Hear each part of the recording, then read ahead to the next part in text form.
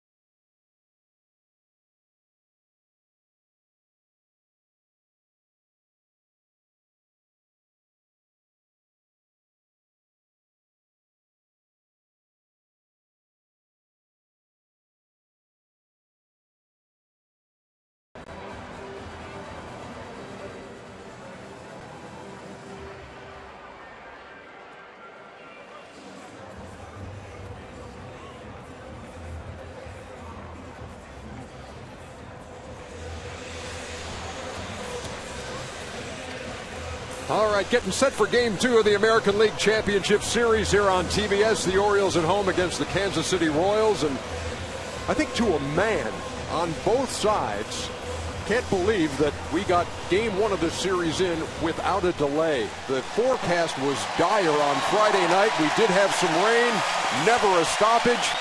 10 innings of great postseason baseball, and now we're getting set for Game 2 as the Orioles take the field. And you've seen this before. In fact, Ned Yost sticking with the same starting lineup in every postseason game so far. Alcides Escobar leads it off, followed by Nori Aoki.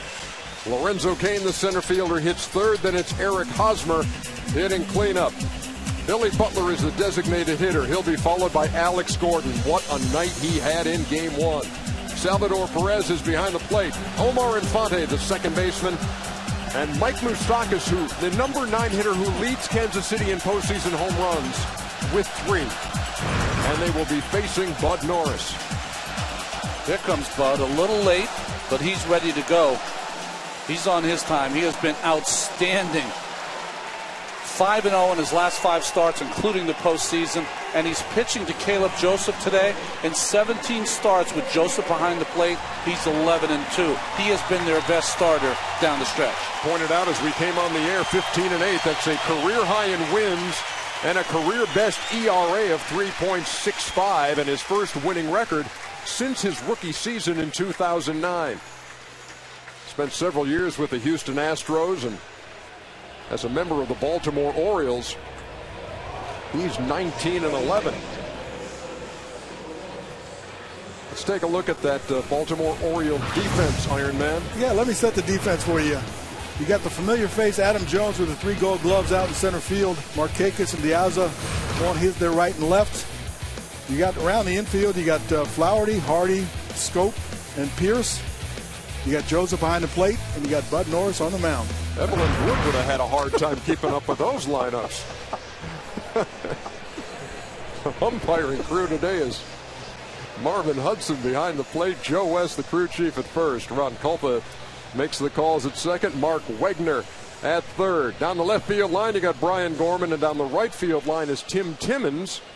And he'll work this game, and then he'll go to New York and become the replay and review umpire for the rest of the series. And Dan Isonia will meet us in Kansas City. You know what I like about that? At least they're putting an umpire back in the replay room who has a feel for the series and the players, because he's seen it and been behind the plate.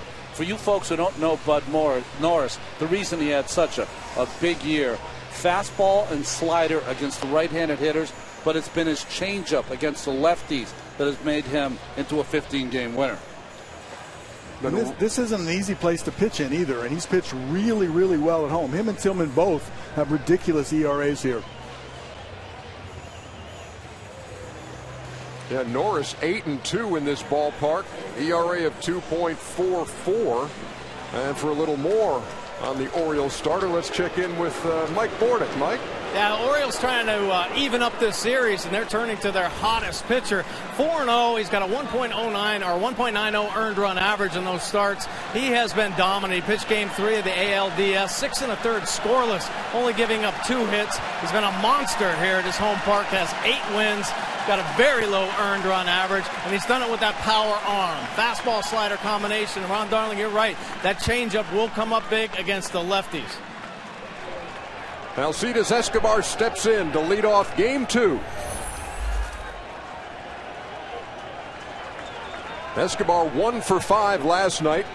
That one left the yard. And he takes a strike, 0-1.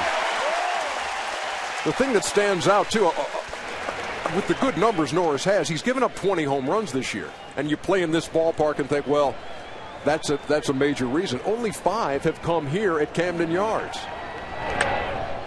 And quickly he jumps ahead. No balls and 2 strikes to the Royals shortstop, who did this in Game 1 off of Chris Tillman.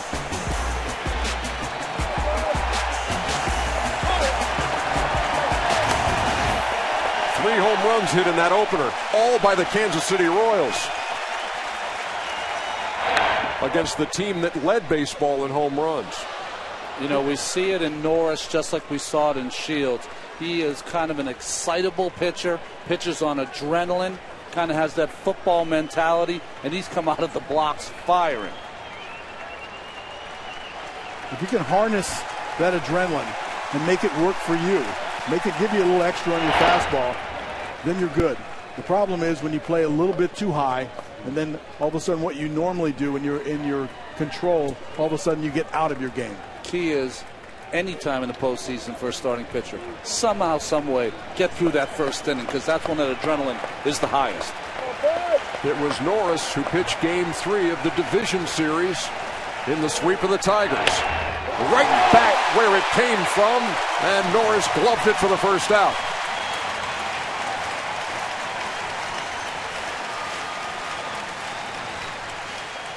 Everyone's having a laugh except Norris. That ball hit about 100 miles an hour back at him.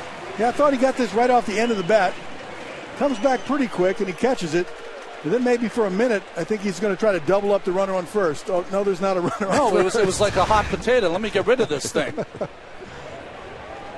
Here's Nori Aoki. Pierce didn't know whether to cover first base, touch the first base, or throw it around the horn.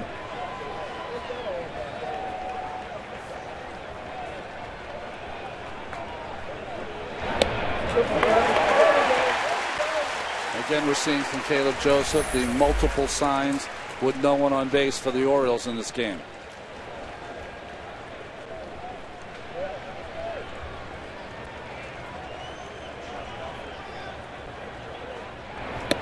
That's upstairs. Ball and a strike.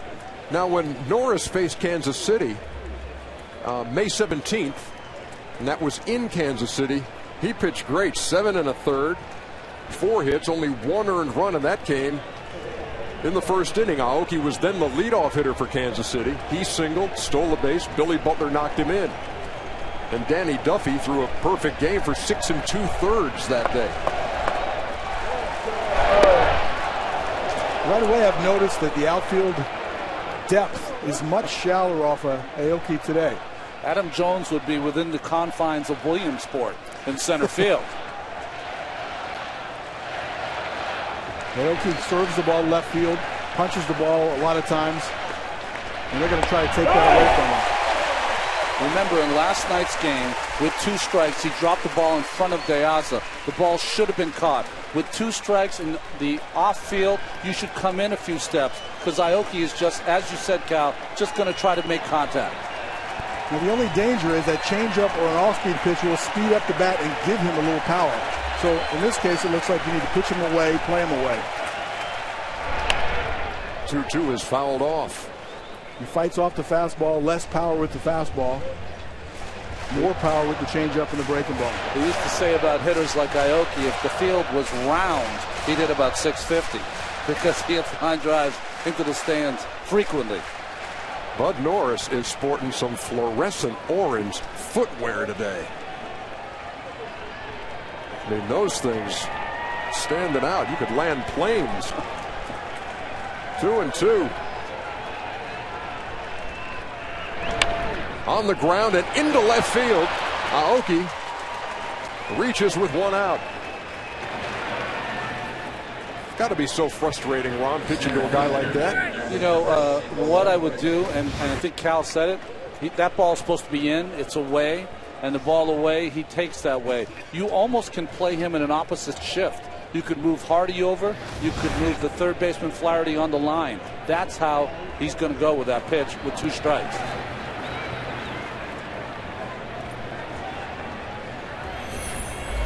Here's the new dad, Lorenzo Cain.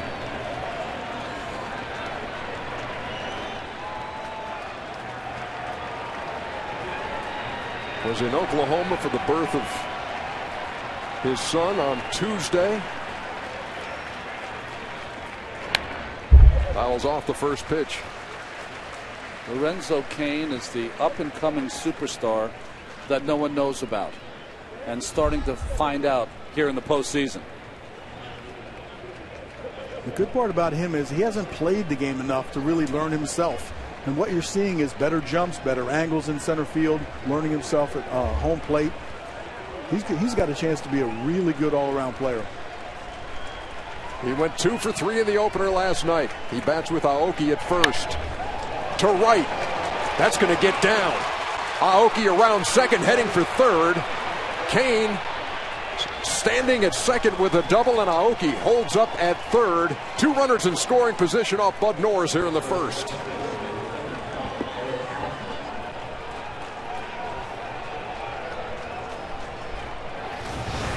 Lorenzo Cain comes out swinging, takes a vicious hack on the first one, now catches this little slider that stays over the plate, and he pushes it down the right field line. And with his speed, he's thinking, no doubt this is a double. Little body English there by Ned Yost. Didn't quite have to talk to it like he did last night on the Gordon broken bat run scoring double. Here's the cleanup hitter, Eric Hosmer. Royals trying to jump right out on Baltimore here in the first.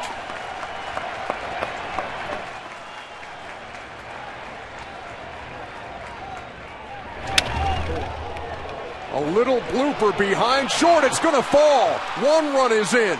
Here comes Kane to the plate. He's safe. It's 2-0 Kansas City.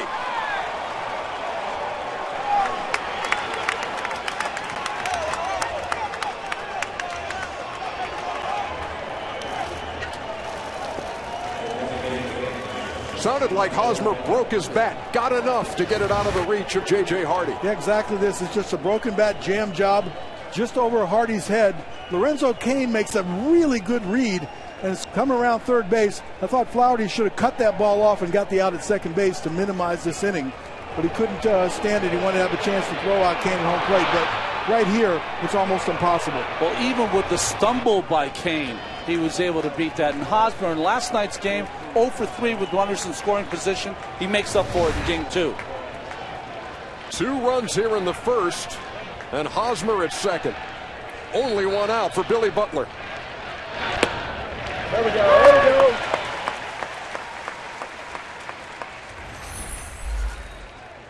Butler went 2 for 4 in the opener and knocked in a run. Kansas City's been a really good road team all the way through, especially in the second half, and they have not trailed on the road in this postseason. 47 wins. If you count the post, they now have 50 on the road. There we go. There we go. Waved at that, and it's 0-2. When we talk about their speed, Lorenzo Cain shows why that speed is important by scoring on that, making a nice read. Hosmer then takes the extra base, gets in the scoring position. They will put pressure on you, not just with the stolen base.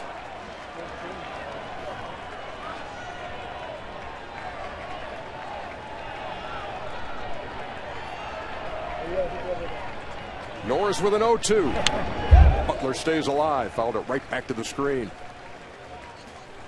Watching Norris so far, he has not thrown one inside to any of the hitters. Aoki, he tried to go inside, but gave up the hit on the ball outside. Butler was all over, 96 on the outside corner. That tells me as a pitcher, get him off the plate. Throw one inside and then go back out there. Chevrolet pitch tracks with the arsenal for Bud Norris. The Orioles starter here in game 2.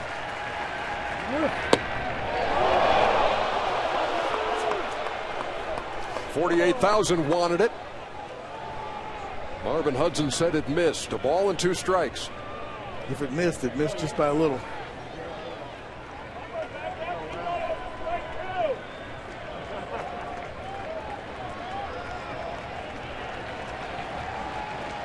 It was Nick Hundley behind the plate last night.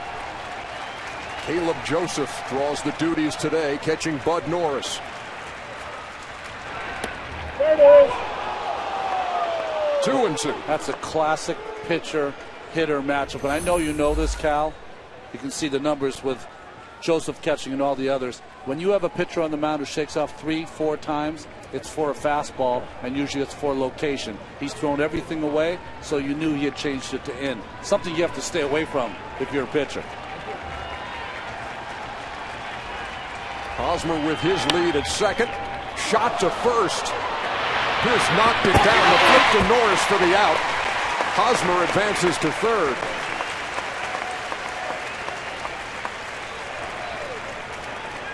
That was a heck of a play by Pierce. That ball was hit right on the screws.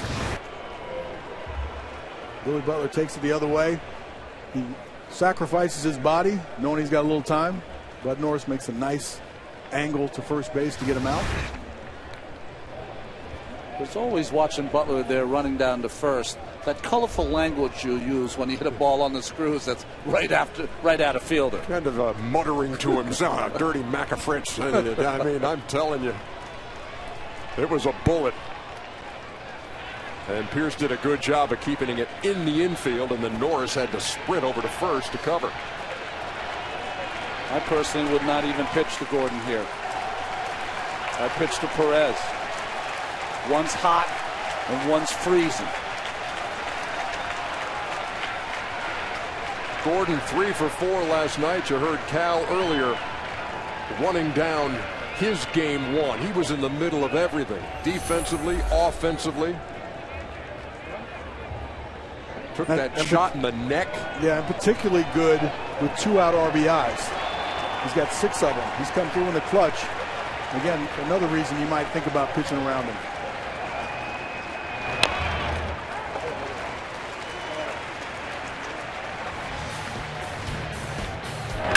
Tenth inning last night, no doubt.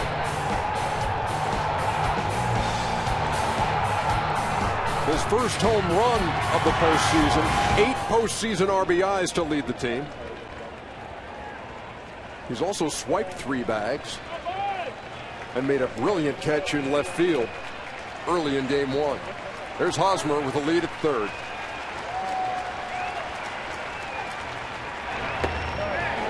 Tried to check his swing, but he went. Mark Wagner.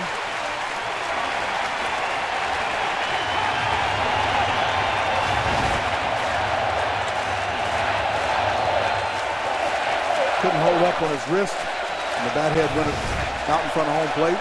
Clearly a swing. And now you got 2 strikes on him. You don't want to pitch around him, but you want to make a pitch here.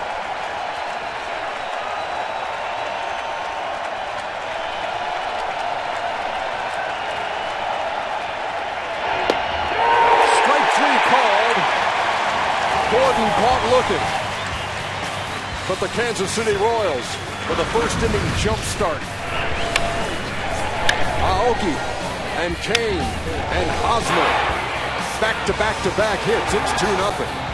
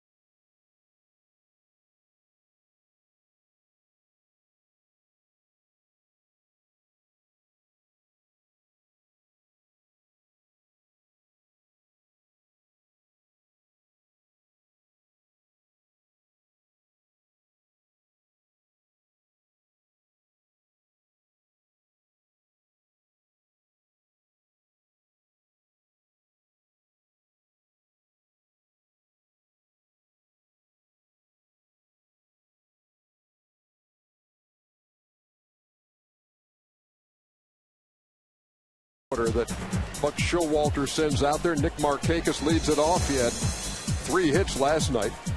Diaza in the 2-hole, then Adam Jones. Nelson Cruz, the cleanup hitter, followed by Steve Pearce.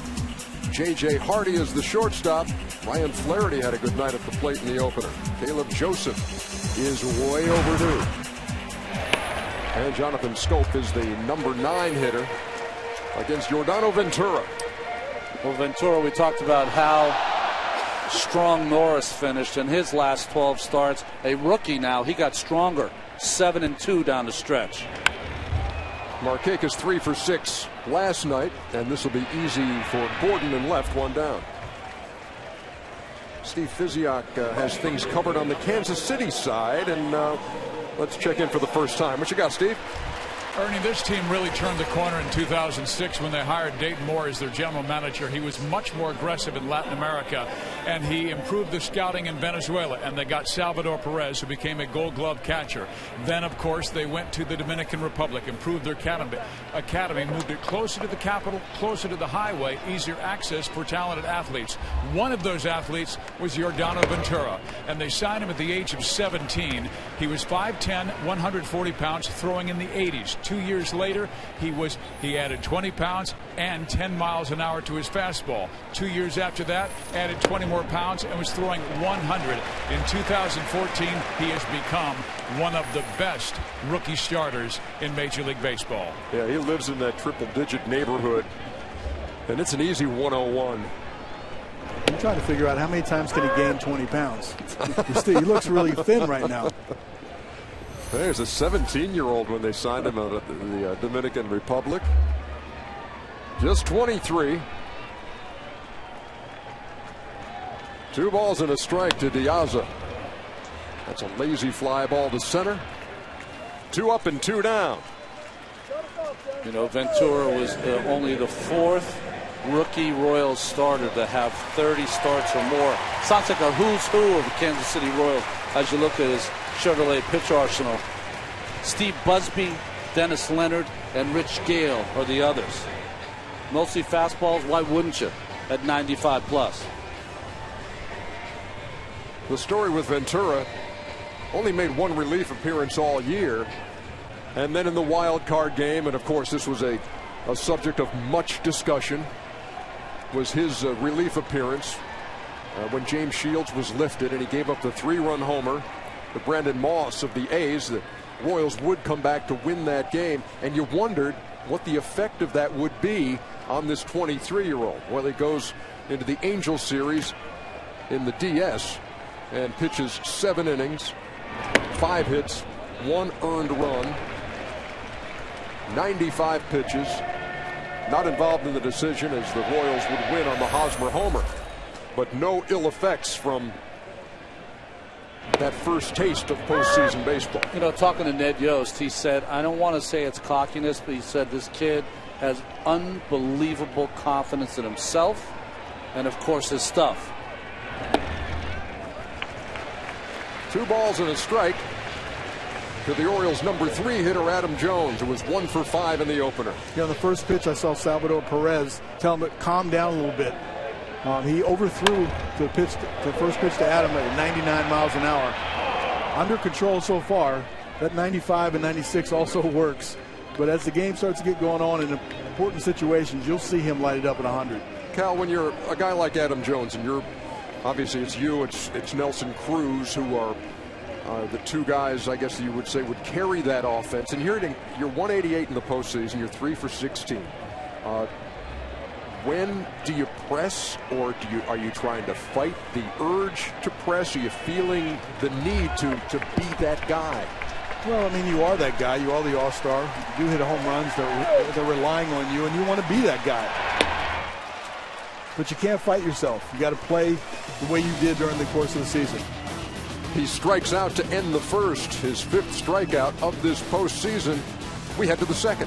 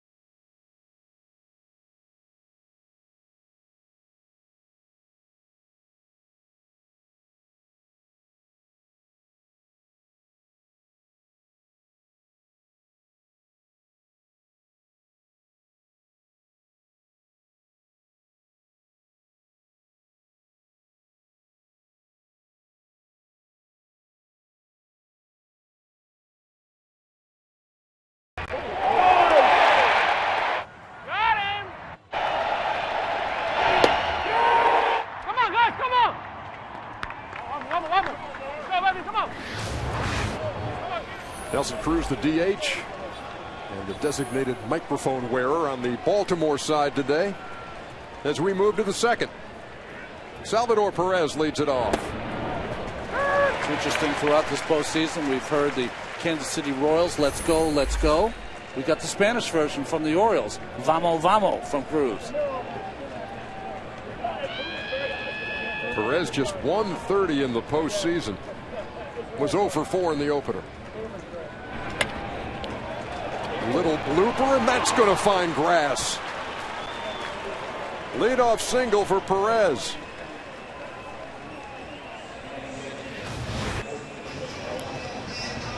This was moments ago. It's a loose bunch. It is a loose bunch wearing that Kansas City uniform. I was saying in between innings last year you had the Red Sox blood, sweat, and beards. Well, they're kind of a beards kind of group, except they're too young. They can't grow a beard.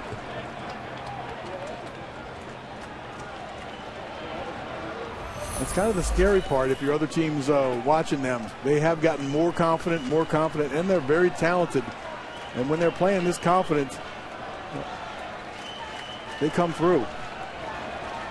Home runs, stolen bases, there's a lot of the game that they can play. Omar Infante takes a strike 0-1, and you think about it, you got things going well, and Gordon last night breaks his bat, bases loaded double, scores 3. You get a broken bat blooper by Hosmer that knocks in 2 in the first inning. Perez gets just enough here in the second to lead off with a single.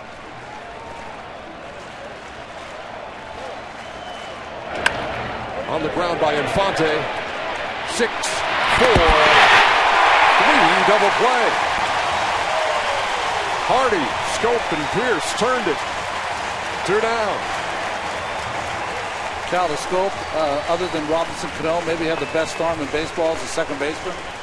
Well, he might be a little past Robinson Cano. He has a cannon for an arm, and he showed it off right there. JJ goes behind the bag, which creates a little different angle for Scope, but he catches it, clears himself, and then fires a rocket across to get Infante. Good turn. And it's not easy getting a lot on that ball when your body's going towards the shortstop. Orioles put the shift on with Mike Moustakas at the plate. We're talking about those bloopers. You know, they say it all evens out in the end, but when you're swinging the bat well and your team is swinging the bat well, you stay on the ball longer and you give yourself a chance for that type of hit. We've seen Moustakas go against this shift. We've seen him line a single to left. We've seen him lay down a bunt. And that's why Flaherty's staying at least somewhere in his position, but now he's starting to move over after the first pitch.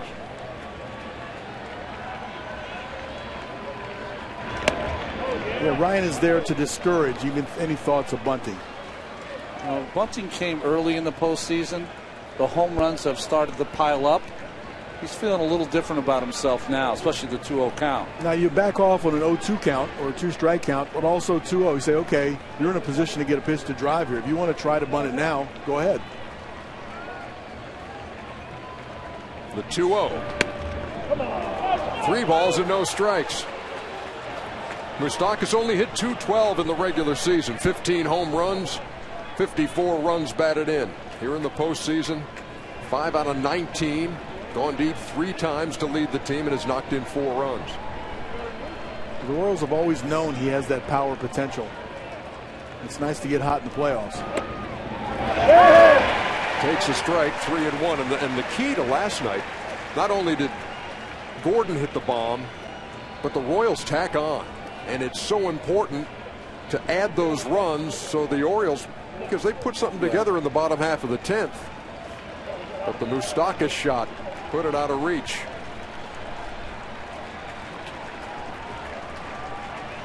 (3-1). Count full. Hey, do we have a microphone down there anywhere near the backstop? There it was last night in the 10th.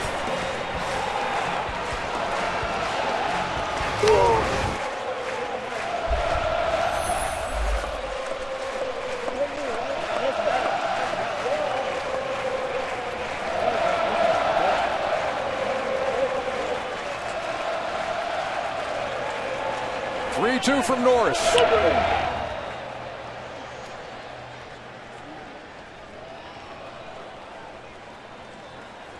There's got to be some folks in Kansas City that are saying, this is the Moustakas we thought we were going to get a couple of seasons ago. Almost on every pitch, at every at-bat, great plate discipline.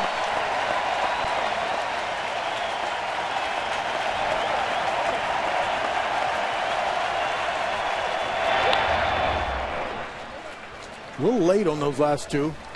Wouldn't be surprised if he tries to come in.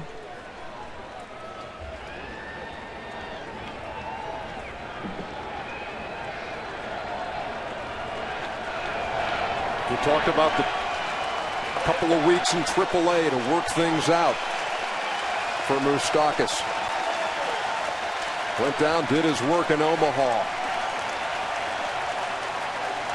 Making him shake a couple of times. Went inside with him. Fought it off.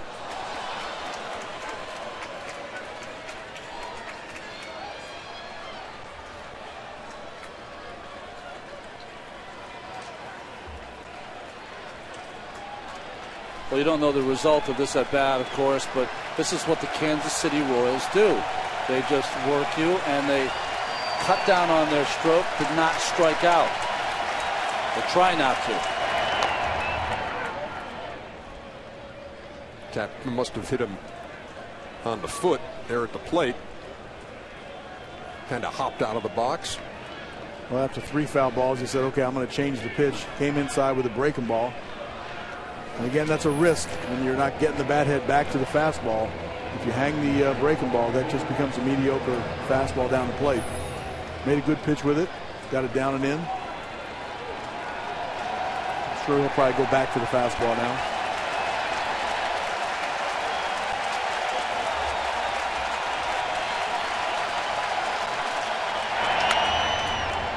Another broken bat. This one's going to be caught. Stope, who was positioned in shallow right field, puts it in his pocket, and that'll do it. Ventura ready to go again, moving to the bottom half of the second here in Baltimore.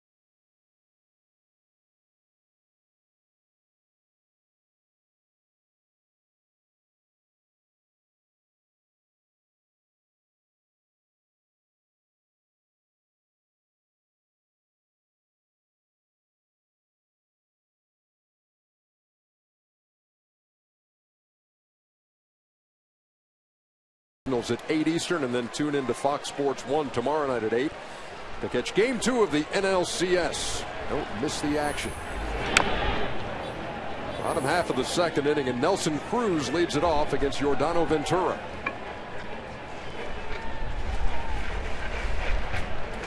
Ventura has, I'm sorry, Ron Ventura has faced the Orioles twice.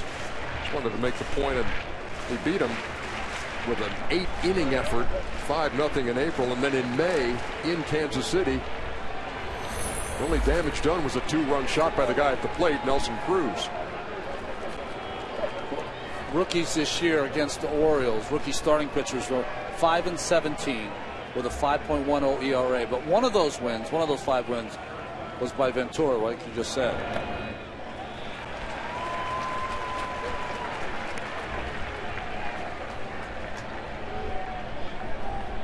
As good as Bud Norris has been at home for the Orioles, Ventura's been very effective on the road.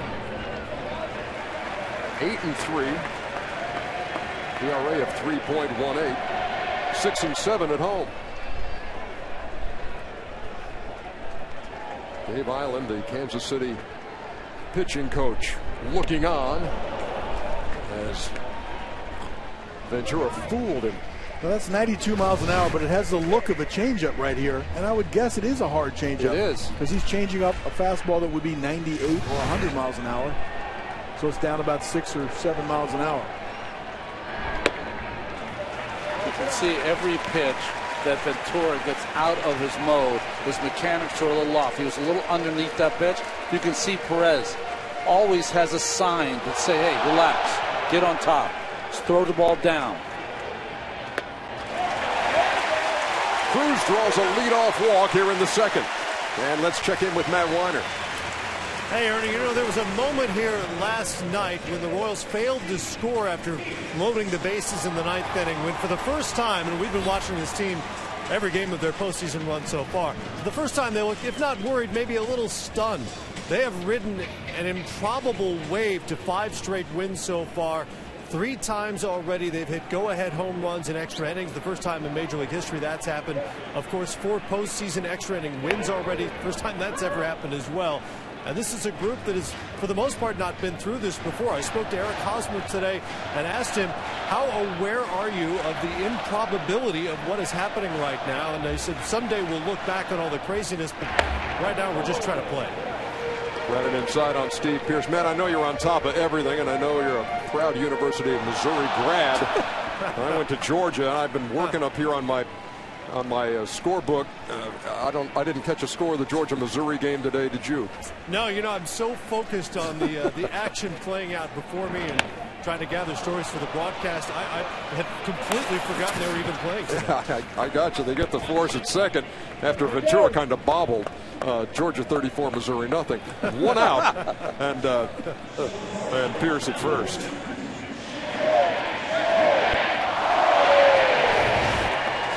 What happens sometimes, that ball's not hit hard, so as a pitcher, it's almost like you can't wait long enough for the ball to get back at you. It wasn't really hit hard enough to turn to. Nice play by Escobar, not even trying to throw. He had the look of an infielder, though. A shortstop right there. Got it stuck in his glove for a minute. Threw as if he was giving the feed on a double play. Getting the force out is the most important part of that play. Don't complicate it. Don't rush. Don't play it into an error. So Pearce reaches on a fielder's choice, 1 down. J.J. Hardy was 1 for 5 in the opener, struck out 3 times. I always look at the stats against an individual pitcher. J.J. Hardy's got some numbers. Again, it's only a small sample size, 6 at bats. He's 4 for 6 off of Ventura. Perez is going to go out there. This entire inning, if you watch the mechanics of Ventura, he's the guy that throws not 3/4. He is more from the top, or at least on top of the baseball. He's underneath it right now, and he's got to have that corrected, and Perez is the right person to talk to him, get back to where you want to be. He gets a nice downward angle on the ball when he is throwing it correctly. Island knows it, and Island knows he doesn't have to go out there because he almost has a coach on the field in Perez. It's been a big intangible that Perez has brought. His leadership, his ability to calm the excitable times during the playoffs, and then fix mechanics. 3 balls and no strikes to the Orioles shortstop.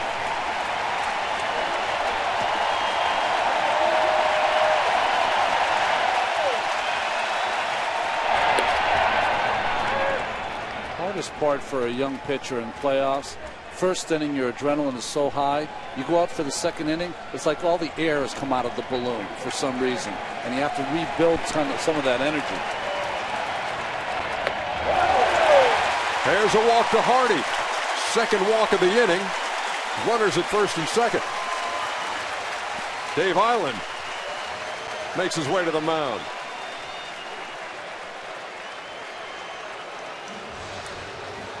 Well, he's a confident kid, but this is the playoffs. It is Oriole Park at Camden Yards. It is the best team in the American League East.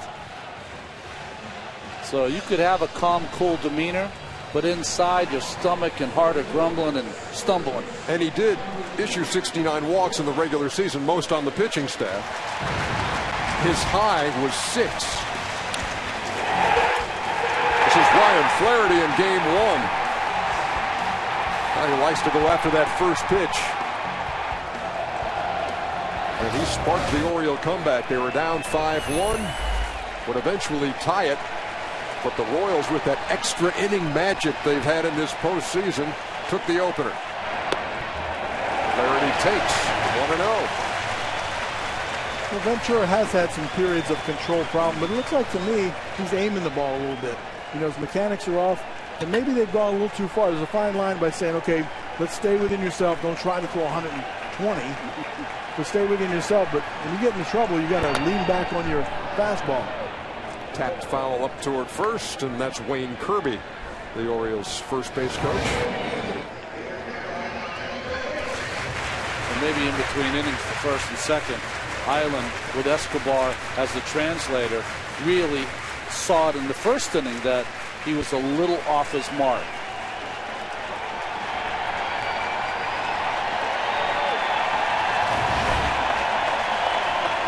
One ball, one strike. Now 2-1. It was a good changeup, and it was a great take by Flaherty. The ranges in his velocity. I mean, the one I called a changeup earlier might very well been a fastball, but it's anywhere from 93 to 99. And normally he averages way up in the 97s and 98s on his fastball. Rocky's second inning for the young right-hander Ventura. 12 balls, 6 strikes in the inning.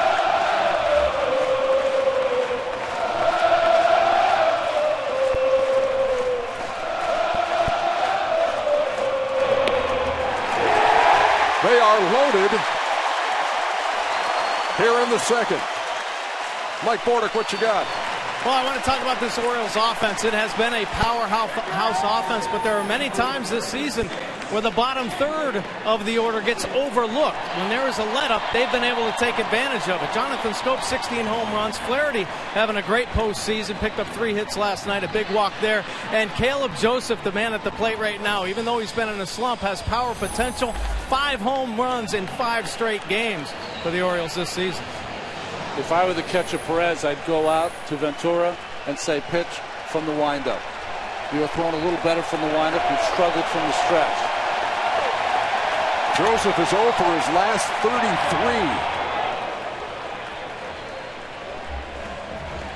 Mike Bordick talked about that streak of home runs. That came in August. As you see Perez with some words of encouragement for Ventura.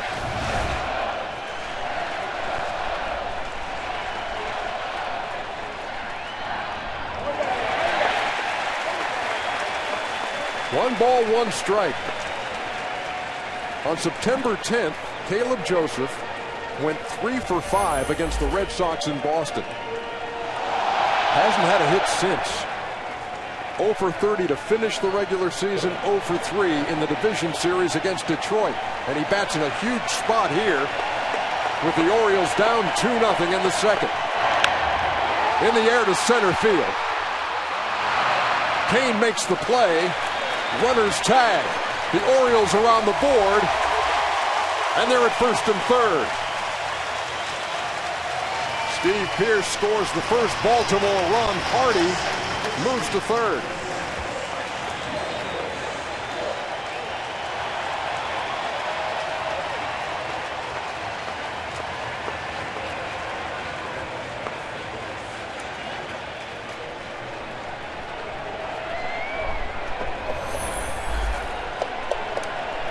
So the tying run 90 feet away. Now with 2 down. And Jonathan Scope, the number 9 hitter.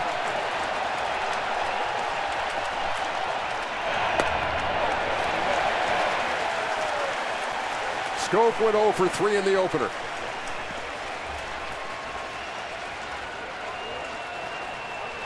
Ventura has the speed. He's got the movement. He's just got to find the strike zone. That's a foul ball. Off his foot at the plate. 1-1.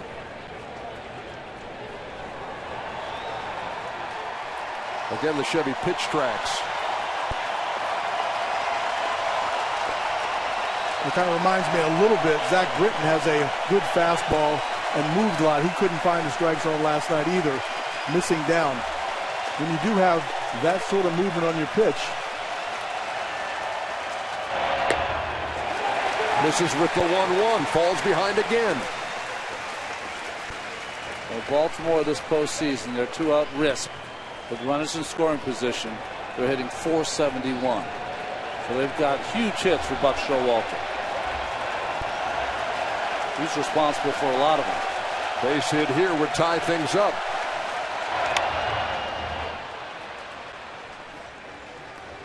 You know when a pitcher has a good fastball is when you're an accomplished hitter, a good hitter, a fastball hitter, and you know what's coming, and you're still late. Here's the numbers of the Orioles this postseason. The caveat, a lot of that done against the Detroit bullpen.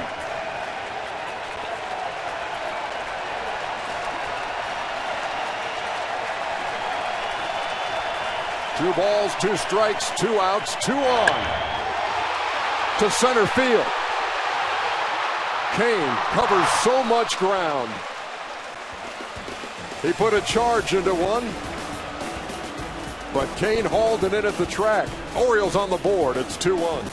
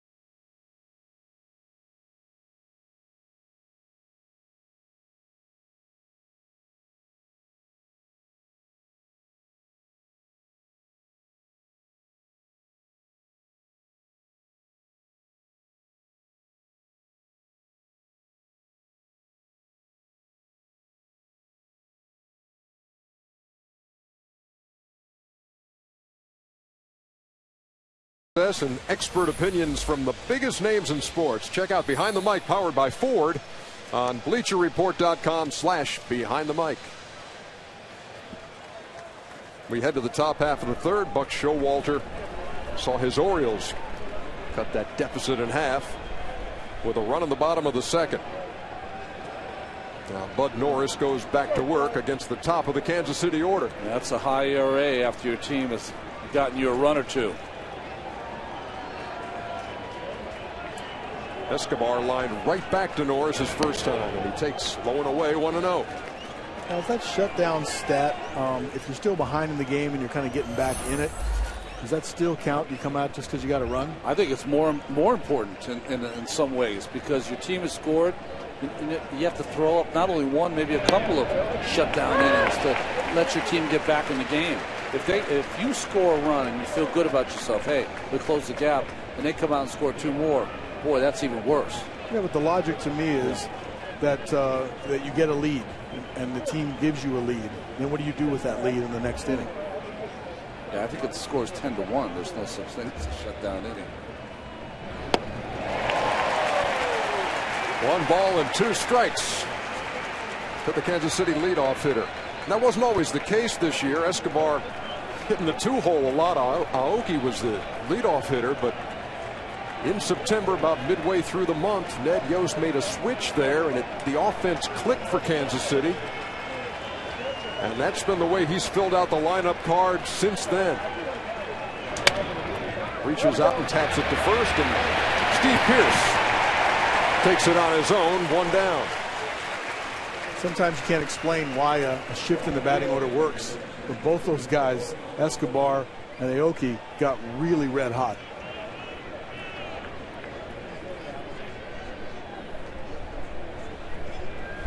Aoki carrying that bat like a magic wand.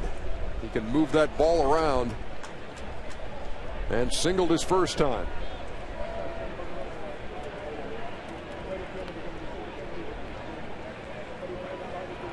He singled between short and third, and then Lorenzo Cain doubled, and they both came home on a single by Eric Hosmer.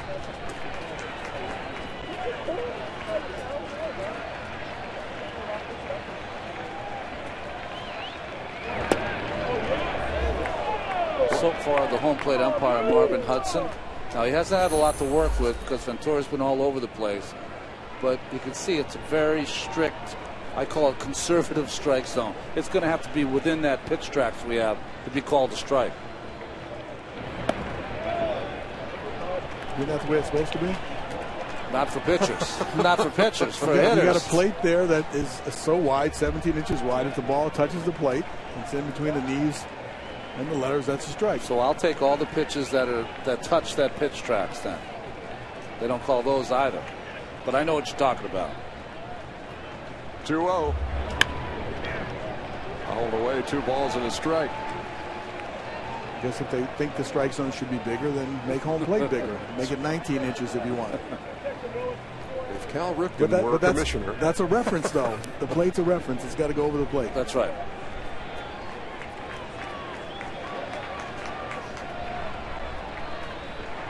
But it looks like he's got a tight strike zone. There you go. Hit pretty well to center. Diving is Adam Jones, and he made the play.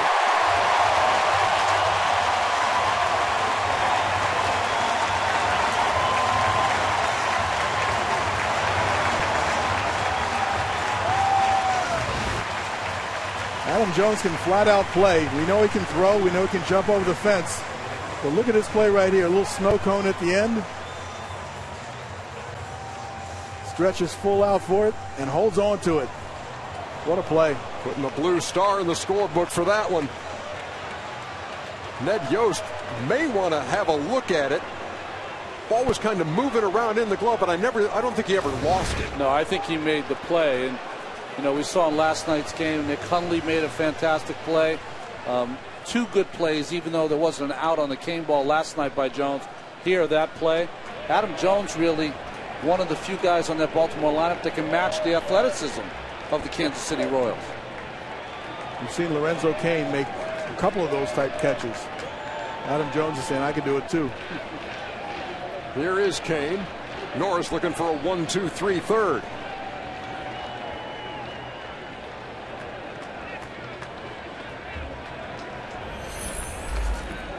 Lorenzo Cain, when he first started playing organized ball in high school, was a third baseman. And then he said, you take that many shots in the chest, you want to move to the outfield. High chopper. Hardy gloves it. Cain's got speed, and they call him safe at first. Bang, bang play, and here comes Buck Showalter. Really close play. Knew it was going to be a tough play for JJ up the middle. Lorenzo runs really well. Joe West is the umpire at first. A two-hopper that takes you up the middle. He gets around it pretty good. Boy, it's a close one. This could be changed. See that big leap by Cain. Did it cost him? I don't think you can change that. No way. Toe on the front of the bag No right way. there. Yeah, the ball's got to be in the glove. So it almost looks like it arrives right at the same time. Lorenzo Cain. I watch a lot of baseball. He's the fastest big man from the right-hand hitter's box down to first base line.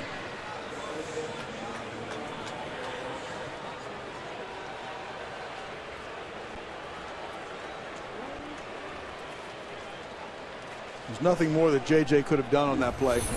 A top spin ball that takes you more towards center field. He got around it nicely, got rid of it really quickly.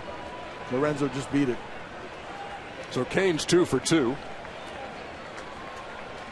Double and a single, and here's Hosmer, who knocked in the 2 Kansas City runs in the first inning. It's one of those broken bat bleeders into left, out of the reach of Hardy that scored 2. Cain had an infield hit in last night's game, was on 4 times. 158 infield hits for the Kansas City Royals this year.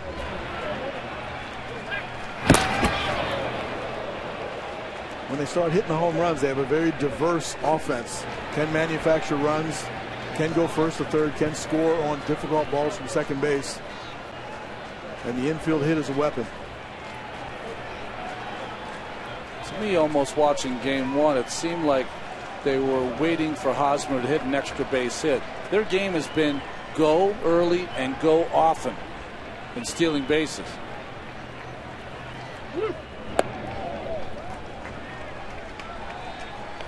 You know, with 2 outs especially, if you're hitting, you want the guy to go in the first couple pitches. You're thinking in your back of mind, in your mind, I will take a pitch, I will take a strike to get you to second base so we can get in scoring position. But you don't want to take 2. And you don't want to get down 2 strikes just to give him a chance to get to second base.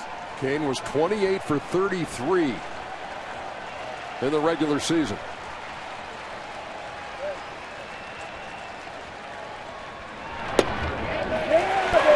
Count even to Hosmer. It's almost like a change in philosophy for me. It's almost like they have decided that Hosmer's so hot and exhibiting so much power that maybe we're going to let him hit. I was almost going to say, look, it seems like Hosmer was saying, okay, maybe he is going to steal, maybe not. He looked a little indecisive on that pitch. Didn't seem like he wanted to come out of his shoes. This is a throw over here.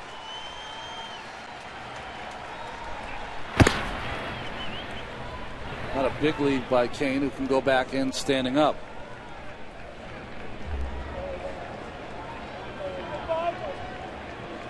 You know, the track meet that we had against the Oakland A's in the wild card game, you know that could break out at any time. And if you're the Orioles, you want to control it, but you don't want to give up your quality pitches to home plate either.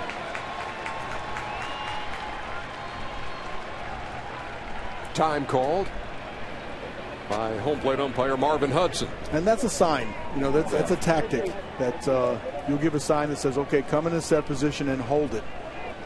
And more times than not, you'll hold it until the batter calls timeout. He's staring out at the mound. It's to get a read on the runner, in this case Lorenzo Cain, to see if he's leaning, see if he wants to get out there, and then you know what to do on the next pitch.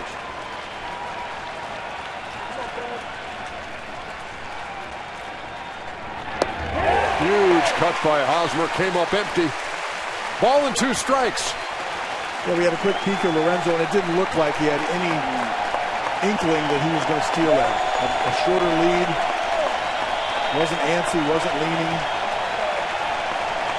After that swing on the breaking ball, though, it's a good time to go if you want now. I think you're going to see another breaking ball to Hosmer. When we talked about the sequence of signs with nobody on base, the sequence of signs with somebody on first base, because the runner many times wants to pick out a breaking ball. And if you can see from the lead, then you don't want to disguise your signs. Seeing to the catcher signs, yeah. Right. The guy on first base will many times get a big enough lead to look in and be able to see some of the signs. So the sequencing makes sense against a speed team with a guy on first base. Remember, Caleb Joseph throws better than Hundley. Threw out 40% of runners attempting to steal, and again, Hosmer stepped out in a meeting on the mound. I personally never liked this as a pitcher on the mound. The tempo now has been changed. You're facing the hottest hitter, or one of the hottest hitters for the Kansas City Royals, with 2 outs here. You know, concentration cannot stray away from Hosmer. Yeah, in many ways, Kansas City is successful because they have changed the tempo. And that's what the running game does, even when you're not running.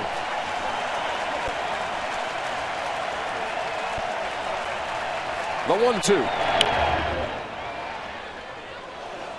Our good friend Tim McCarver used to always say, right, nothing slows down a game like the speed of the runners. A lot of pickoff throws, a lot of step-offs, sometimes pitch-outs. Here's Gerard Dyson, involved in a play last night in which he had second stolen, but came off the bag. I know a lot of Kansas City Royal fans think he was forced off. Ned Yost was not of that opinion when we talked to him today. There goes Kane, and the pitch fouled back. And that was interesting because Kane last night made that slide. Scope kept the tag on him. His foot did come off, and when you saw that, when Dyson made that play, and Cal, when you saw it, did you think, hey, he forced him off the bag?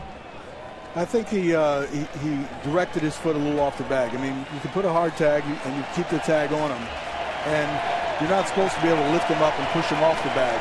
But you're taking the momentum with him, and you're just assisting just a little bit with the tag. I thought Scope did a nice job. I think that's well within the rules. All right, Kane with the lead at first, and Hosmer waiting. The 1-2 to left, sinking fast, and that's going to fall for a hit. It's off of Diaza, and here comes Kane around third, and they're going to hold him up. Runners at first and third.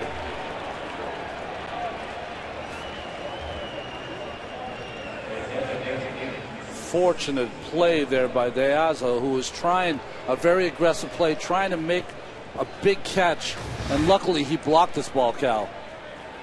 Hits a fastball out on the outside edge. Hosmer stays with it, hits a line drive. Just can't quite make that play. But once you're committed, you got to keep the ball in front of you. But with speed, Kane is looking to say, okay, do I have a chance to round this bag and come home? And he was really close to be given the green light. I know it's more, but it looks like 3 strides between second and third for Lorenzo Kane. Mike Jersley, the third base coach, threw up the stop sign. Kane saw it, so they're at first and third with 2 out for Billy Butler. A little thing, I just saw Kane slow down, watching to see if he made the catch or not. You know, with 2 outs, you have the ability to continue to run. If he makes a shoestring catch, you're out. If he doesn't, you got a chance to keep turning it on. I don't think he would have made it, but it was interesting. Those are some of the small things when you haven't played a lot that you'll learn how to start to do. With two outs, you go in contact, and you just keep running until they stop you. Well, Bud Norris retired the first 2 here in the third, a grounder to first, and then Adam Jones made a great play sliding in center field. But then Kane singled, Hosmer singled.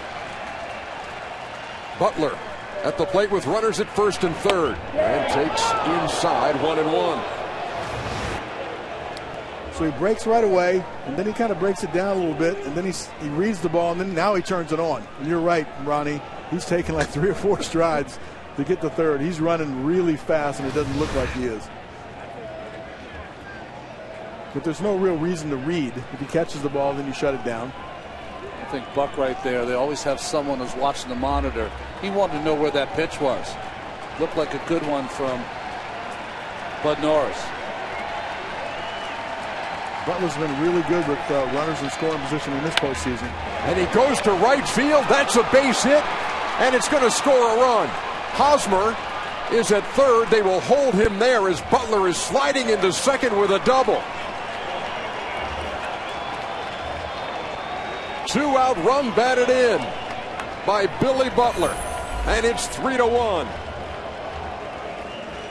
Well, changed the number, Cal. 4 for 8 now with runners in scoring position for Double B. So stays on the ball here, drives it to the opposite field. Butler's really good with runners in scoring position of waiting a little longer, taking that pitch just a little bit inside, and getting one he can handle. A 2-out rally here for the Kansas City Royals. Dave Wallace out to speak to his pitcher. Hosmer hustling just in case. There's a bobble down the corner or anything. Steve Physiak, what you got? I was going to talk about Lorenzo Cain's speed. This past offseason, Dr. Vincent Key, the Royals team doctor, had Lorenzo work with Al Hobson, who's the Kansas City, Kansas Community College track coach, and they really wanted him to work on his sprinting. He has twice as many infield hits this year, and his ability to go first to third has been amazing this year as well, and he attributes a lot of that to Al Hobson at Kansas City, Kansas Community College. The Royals have runners at second and third for Alex Gordon. Brad Brock, who's the only Oriole reliever who did not pitch in the opener, is loosening up in the Baltimore bullpen. Again with the base open and the 3-1 lead, I would not pitch to Gordon with 2 outs. I would pitch to Perez. Just too dangerous. He's locked in. 1-0. Called strike, 1-1.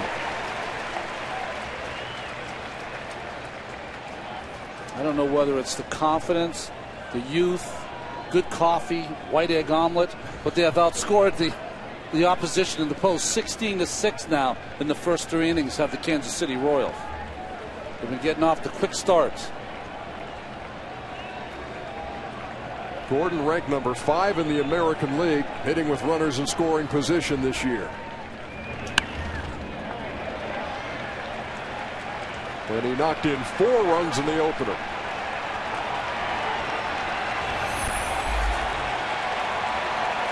First round pick in 2005. I said last night that Dayton Moore had drafted him. Dayton Moore came the year after. And we've said a lot of nice things about what Dayton has done, and he has made some great moves and some great draft choices, but I booted that one.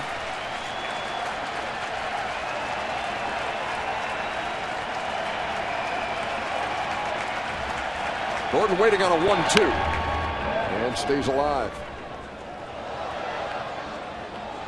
Well, you might have booted it, Ernie, but the player that Ned Yost and Dayton wanted on this team was an athletic player, a player who could play defense, a guy who doesn't strike out a lot, a leader. Gordon represents all of that. Runs the bases really well, smart base runner, could take a bag. Hosmer and Butler, your runners. Bud Norris trying to limit the damage here in the third. 1 run already in. You keep cringing because you got first base open, but there's a lot of benefit from taking a shot at pitching out, because your margin for error when you put him on, when you pitch around him, then your margin for error for the next hitter with the bases loaded, you have no place to put him. If you can make your pitches, that's what you have to have confidence in. Good look at, that's the area where Alex Gordon got hit in the neck last night. The ball just got away. There was no real intent there, but it's awful good if you can come back up to the plate and have that not affect you. And in his case, hit a home run. You got to stand on that breaking ball. Scary moment. See the umpire, Tim Timmons, caught Gordon. Threw off the top of the shoulder and quite a bit of helmet, but it also got quite a bit of neck. Gordon 3 for 7 off Norris in his career.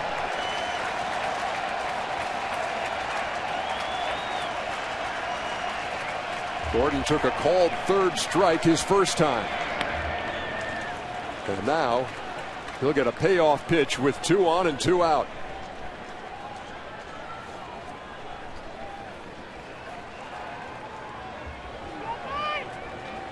He's had 6 2-out RBIs, all with 2 strikes. Took a fastball to strike out the first time up with the base open. Will Norris go with his good hard breaking ball?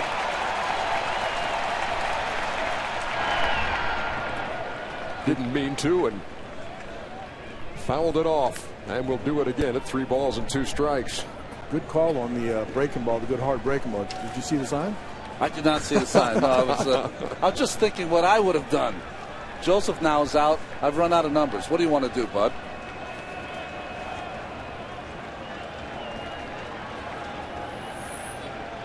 As a hitter with first base open, you have to convince yourself that they're not necessarily pitching around you. Still look for a good pitch to hit. Still have your normal at bat. Lots of pitches for Bud Norris. There's 4 or 5 outs that you have to get in the game if you're a starting pitcher to have a successful game. This certainly is one of them. Royals edge away from second and third. And Gordon, a strikeout victim for the second time in 3 innings.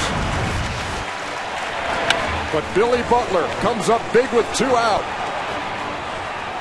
And the Royals are on top, 3-1.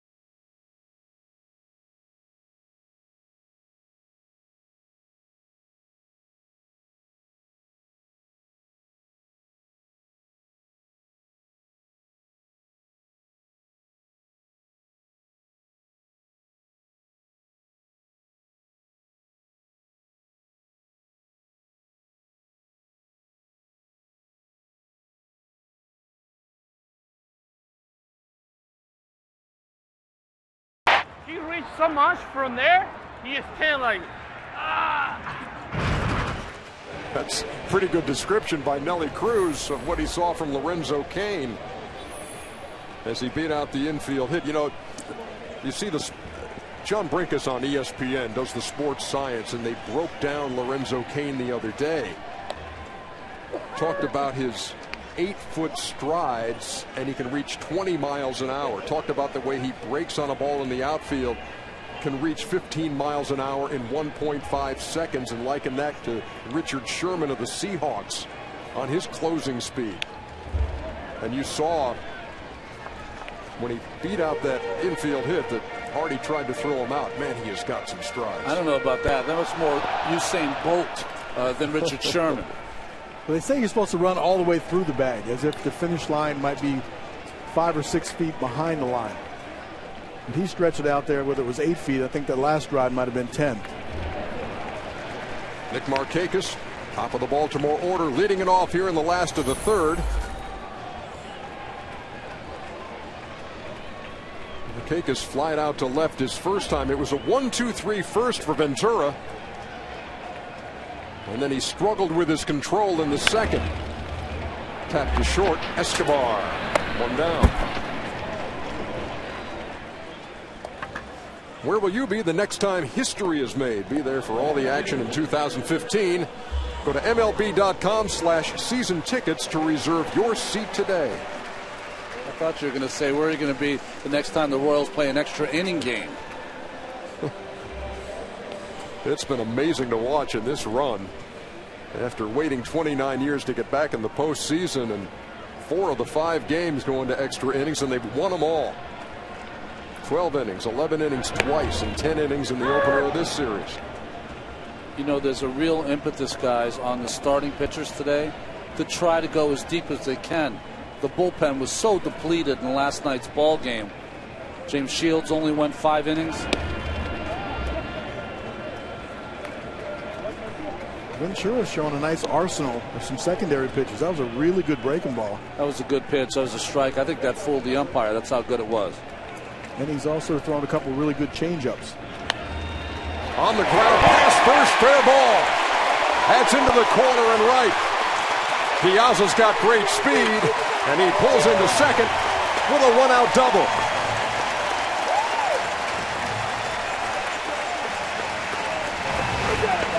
Here's one of those changeups right here that he doesn't get down in the strike zone. Hosmer makes a dive for it. Once the ball gets to the corner, no chance for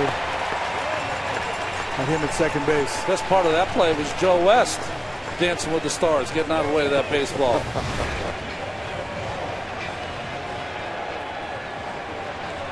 Easy, Joe. Just trying to be funny. Here's Adam Jones. Another big moment for the Baltimore Star.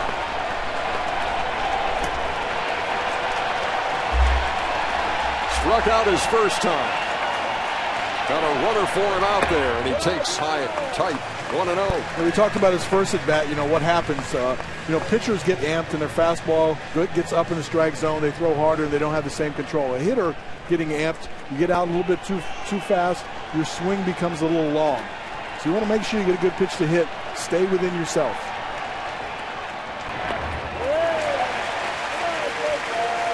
When we interviewed Buck, I mentioned Adam. And it looks like to me he's a little quieter on his front side. He's not striding out there as hard.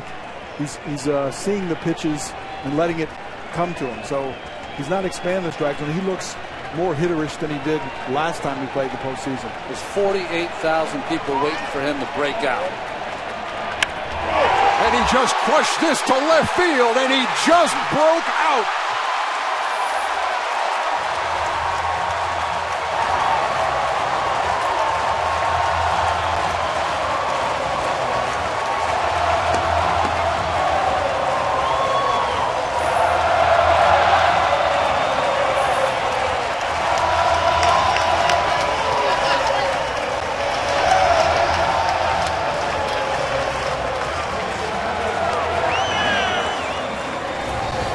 This is power against power right here. The 95-mile-an-hour fastball And I don't know how hard it went out, but it got out of here quickly. A low line drive into the seats.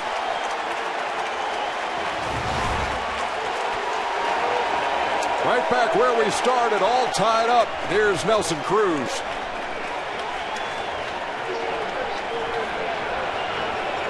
The symbolic elephant just fell off the back of Jones.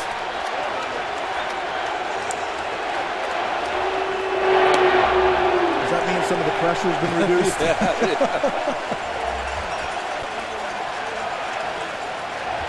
When he struck out in the first, it made him 3 for 17 in the postseason.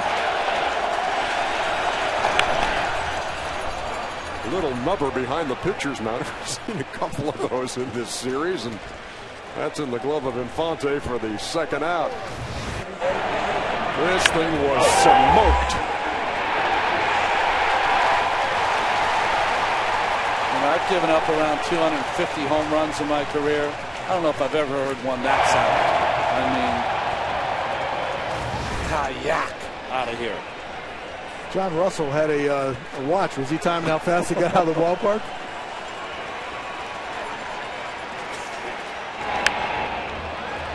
Popped up and out of play. Speaking of John Russell, and speaking of giving up home runs, his first big league home run came off of. Ding, ding, ding. I'm on a big list. I got a large list of folks that have great stories for their grandchildren forever. Ball and a strike to Steve Pearce.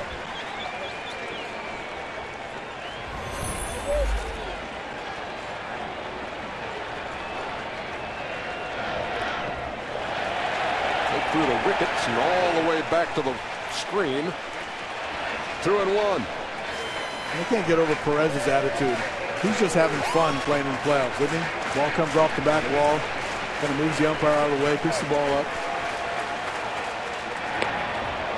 Pierce way out in front, 2-2. That's a really good changeup right there. Pierce is set for the fastball, hunting the fastball.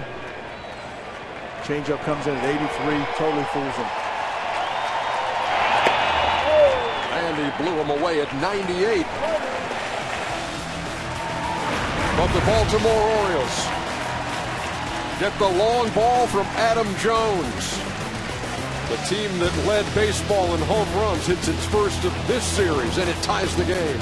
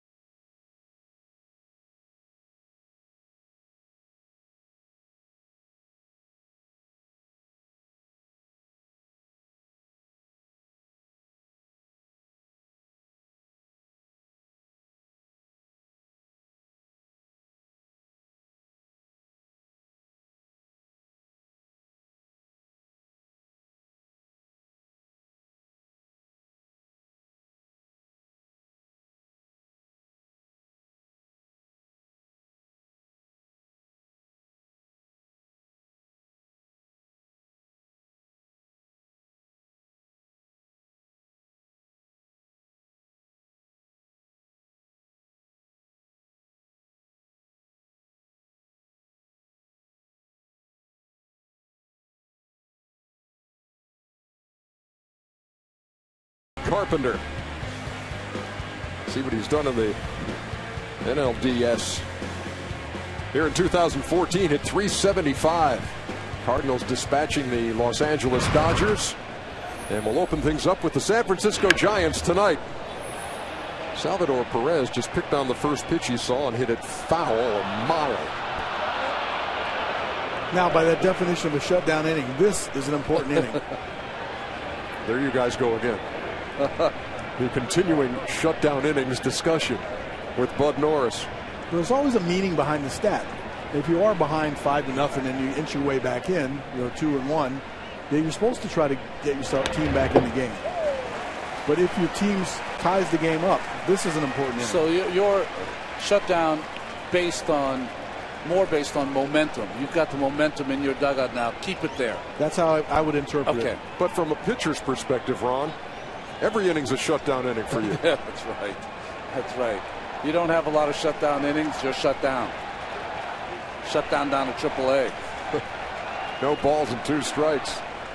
Norris deals to Perez, and Joe West says he did not go. Buck Showalter says, I think he did. Not exactly those words, but you get the idea. Well, in today's game, that's definitely a swing. But that crossed the plate, wrist broke just enough. That was a swing. The 1-2. In the air behind first. Who wants it? Markakis. 1 down.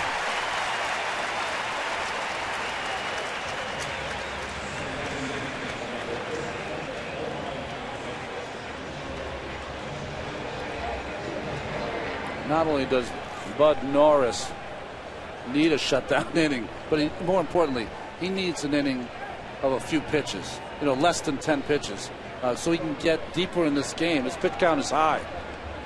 Looking like he had one of those in the works in the third. Got the first 2 outs pretty quickly, and then Kansas City strung together back-to-back hits and scored a run. That made it 3-1, and then Adam Jones had the answer in the bottom half with the 2-run shot. Guys, the lineup presents you something, and when you go out there and you're facing 7, 8, 9, you look at that as a starting pitcher as a gift. And the gift is I've got to get to these 3 guys. That gives me a free inning until I have to turn the lineup over to the better hitters. But you better get through the 3, or they're on base with the better hitters coming up. Hit well right at Flaherty at third. Throws a strike across the diamond for the second out.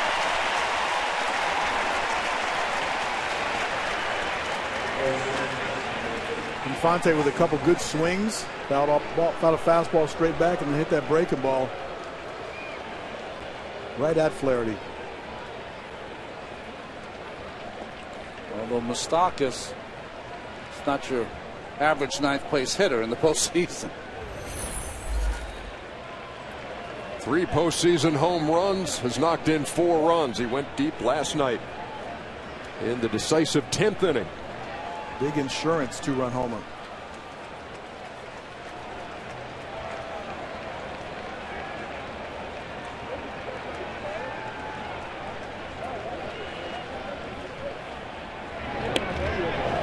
Off the corner, 0-1.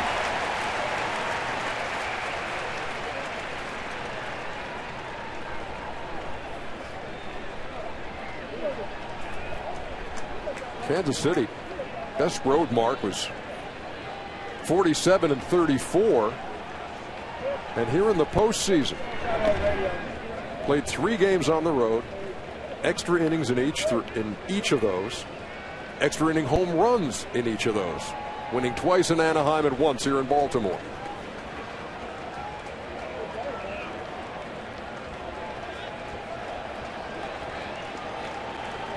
You see again how they're swung around for Moustakas.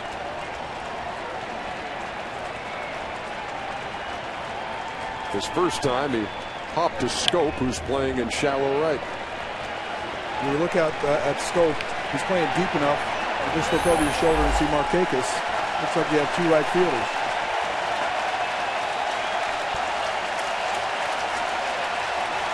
That's like the rover you have in softball. Schoop's arm, it's an advantage. If you have a good arm, you can play a little deeper in the shift. Earlier they had Manny Machado from third go over there with that same good arm. And taking advantage of that arm strength to throw the ball from short right field. I wonder for younger kids, there's some fields out there that some kids will play on that because of maintenance, they don't have the dirt infields. It's all grass or turf. Maybe it's easier for the younger athlete or younger infielder to field on the grass.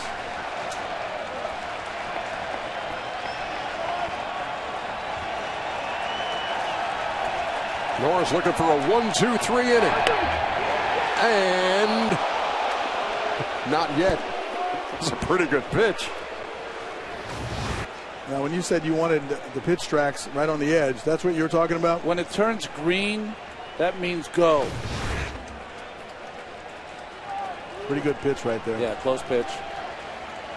Hey, listen, every umpire has their type of strike zone. Marvin Hudson has been the same since the game started. 2-2. I'll tell you one thing about Moustakas. He will fight you up there. Got a lot of blue-collar kind of athletes on this Kansas City Royals team. Nice representation of their town, right? Had a 9-10 pitch at bat first time around against Norris. And he's fought off a couple of 2-strike pitches here.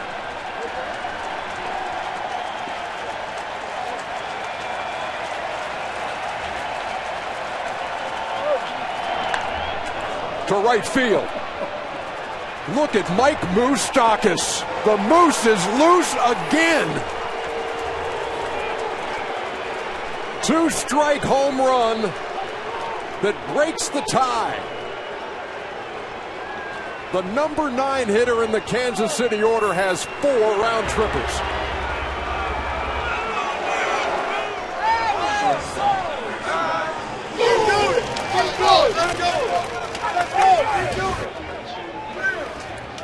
This is a hard slider that just stays right there over the plate. He was fighting off the fastball a little bit behind, and that is one of those examples. As the slider spins and stays over, it's just a mediocre fastball with 2 strikes. And he puts it in the first row. You made that point, Cal. Behind the fastball, if you throw the slider, you speed up his bat.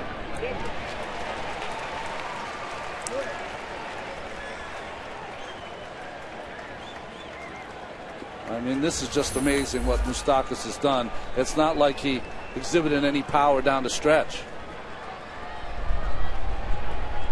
1 home run in the last 163 at bats, and 4 in the postseason.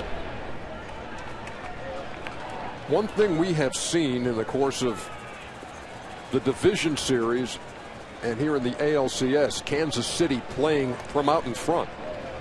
It took forever for the Angels to grab a lead in that series. It didn't come till game 3, and it only lasted about 15 minutes as Escobar bunts foul. But remember, they took the lead in the first inning of game 3, and Kansas City came back with 3 in the bottom half and never looked back. Again, that momentum from the shutdown inning, you know, it looks like you're going to get out of it, and all of a sudden with one swing of the bat, it can take the crowd a little bit out of the action. And when you're playing Kansas City, you got to keep in the back of your mind, you know, it's a 6-inning game before we might be in trouble that they go to the big 3 out in their bullpen. A ball and 2 strikes to Alcides Escobar, who grounds it up toward third, and that's foul. Boy, that ball hit the cutout and darted to the left of Flaherty. He got to it in time, of course, but it'll tell you how the cutout from the grass and the dirt sometimes can make that ball jump one way or the other. Well, he knows it's going to be foul. Watch it hit the cutout. Ooh, pay attention, and he did.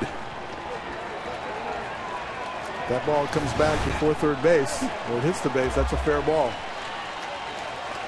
Well, then, if that was, everyone else in the postseason will just quit right there. Don't need any more games. Stop it. It's done. Escobar strikes out to end the top of the 4th. But not before Mike Moustakas did it again. High and deep to right.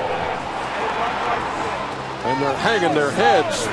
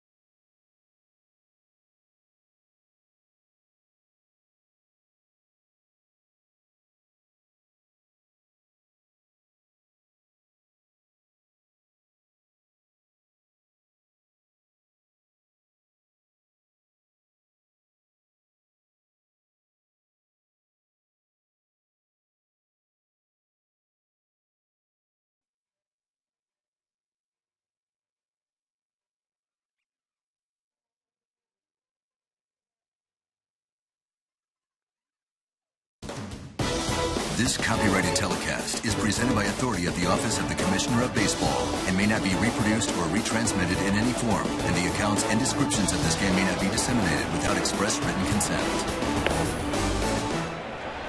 Bottom of the fourth at Camden Yards. J.J. Hardy leads it off. And takes inside from Ventura. 1-0. 2 balls and no strikes. So moments after the Orioles had tied things up, Mike Moustakas untied him. Solo homer and a 4-3 Kansas City lead. There's a strike.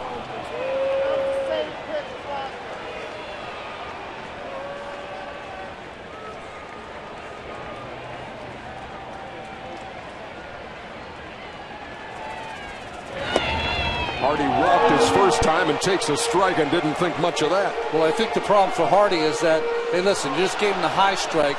You can't give him the low one also.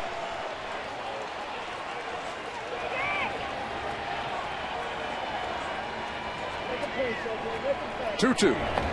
And he waves at it and goes down swinging. Moments ago, we spoke with Royals pitching coach Dave Island. Dave, we saw you early in the game. Looks like you had Escobar and you were trying to relay a message to Ventura. What was that all about? Just to know that these guys are going to try and buy some time and step out of the box. You just can't let it get to him. He just got to stay under control, pitch his game, stay within himself, and continue to attack. Hey, Dave, does Salvi do a good job of helping you out there in the field, being like an assistant pitching coach to help with Ventura's mechanics? Yeah, he's fantastic. He's gotten better as the years gone on. Obviously, he understands my hand signals, but he also understands Ventura too. So, yeah, he's a huge help for me out there. Ryan Flaherty takes high and away, 2-0.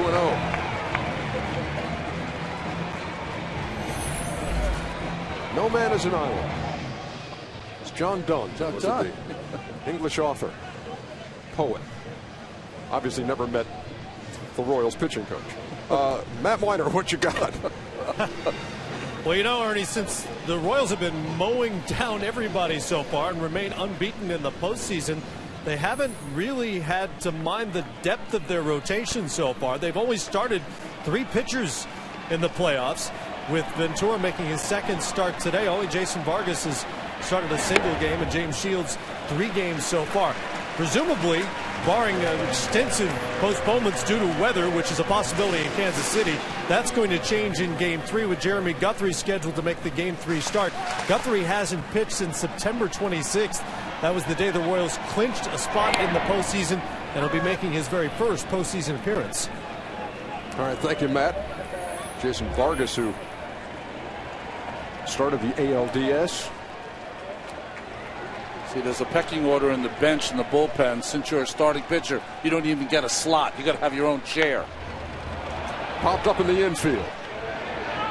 Escobar calls and squeezes it for the second out.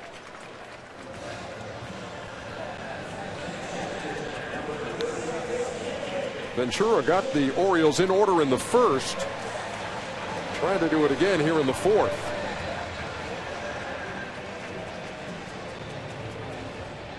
And I think what Dave Island had to say about the message he wanted to get across kind of tells you what you're going through in a postseason situation with a 23-year-old on the road, and just some of the things that go into this. That aside from give me the ball, let me throw it. Well, as far as pitching is concerned, that's probably like second or third grade stuff. But that's where he's at. He's just beginning his career. That's something as a veteran, of course, you know that. And who cares if they step out or how many times they step out? When you're ready, I'll be ready. And a young pitcher can get rattled by that. You know, again, we've emphasized how base stealing and the threat of stealing will mess up your tempo. There are other things that will mess up your tempo too, and that was one example. No balls and 2 strikes to Caleb Joseph, whose sacrifice fly in the second got the Orioles on the board. And he lines one to left.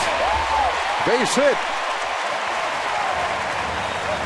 And the long drought is over for the rookie Baltimore catcher. He had been 0 for his last 33, dating back to September 10th.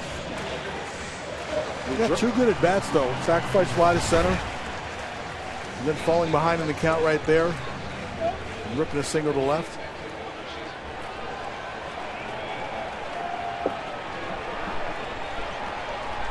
Here's Jonathan Scope.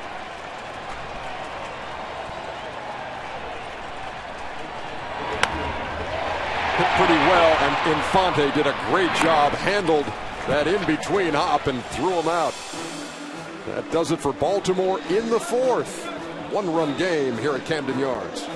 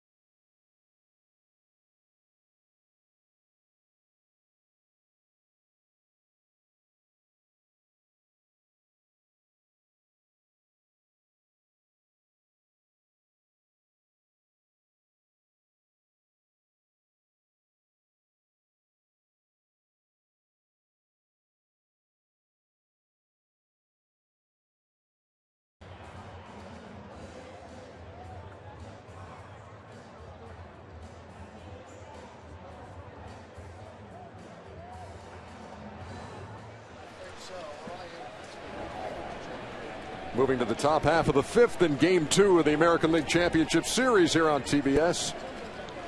Kansas City has not trailed on the road in the postseason, and they lead it 4-3. Nori Aoki takes a strike, 0-1. Aoki, when he comes to the plate and leads off an inning, in the 7th inning yesterday, he tried to work a walk and got one.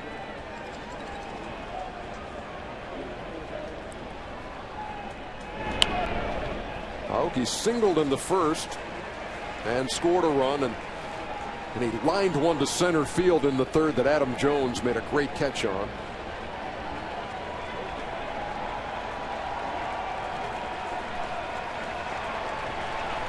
Jones would later homer.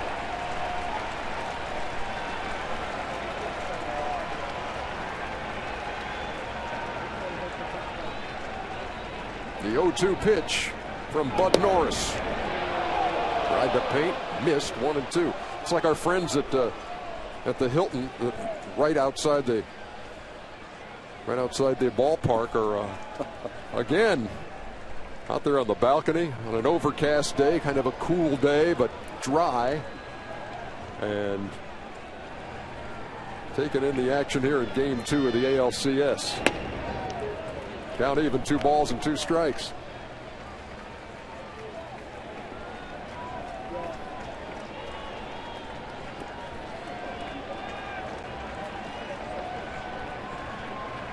'86 pitches now for Bud Norris. And we have just begun the top half of the fifth.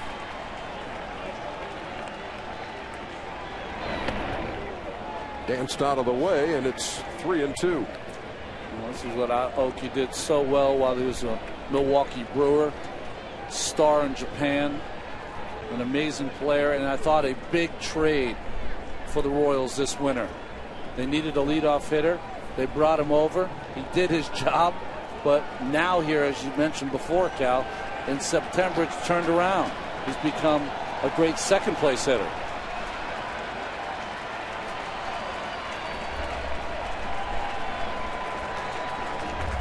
Well, Norris has the ability to get ahead, but he hasn't just been able to finish off hitters.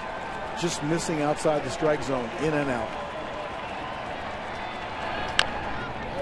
Tap towards second. Look at Norris flag that down and make the play. 1 out here in the fifth. Moments ago, we spoke with Orioles pitching coach Dave Wallace. So, Dave, you look at Bud Norris now. A lot of pitches. He could have gotten out of some situations in 1, 2, 3 innings, but boy, 2-out runs have really hurt. How long can he go today? Well, we're hoping to go as long as we can. We need to get some outs out of our starters before we go to the pen. But you're right. The last couple innings, we get 2 quick outs, and we're not real efficient with the next few hitters. We've got to get out of those situations, and we just haven't done it so far. Hi, Dave. It's Ron Darling. I know you're always looking for the offense to help your pitchers. It's nice to see Adam Jones break out. Yeah, it really is, Ron. It's nice to see that. I think at some point we're going to break out anyway, but our job is to control the damage. We haven't been real efficient the last 2 nights, and making some mistakes, as you guys can see, up in the zone. And this time of year, you just don't get away with it. Much thanks to Dave Wallace for his time between innings. Lorenzo Cain stands in. He's 2 out of 2, a double and a single, and has scored twice. Dave Wallace, considered by many the dean now of pitching coaches and one of the best there's ever been in the game. Went through some health issues, was away from the game for a few years. Baseball's richer because he's back in. He's manned that spot with the Dodgers and the Mets and the Red Sox and the Astros.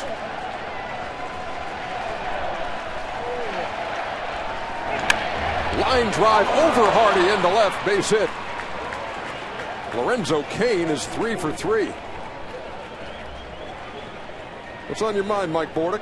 Well, Dave Wallace made some great points. He needs his starting pitchers to get a little bit deeper, but this Royals offense is not helping them at all. They're still looking for their first clean 1, 2, 3 inning here in this ALCS. Now, they know that this Royals team, they don't strike out, they don't walk, they're going to be pesky at the plate and battle every at-bat. But if the Orioles want to take the wind out of the Royals' sails, they're going to need a couple clean innings. All right, thanks a lot, Gordy. And Buck Showalter makes his way to the mound. Brad Brock, who's the only reliever who didn't pitch in the opener, gets the call here in the 5th inning. Bud Norris departs.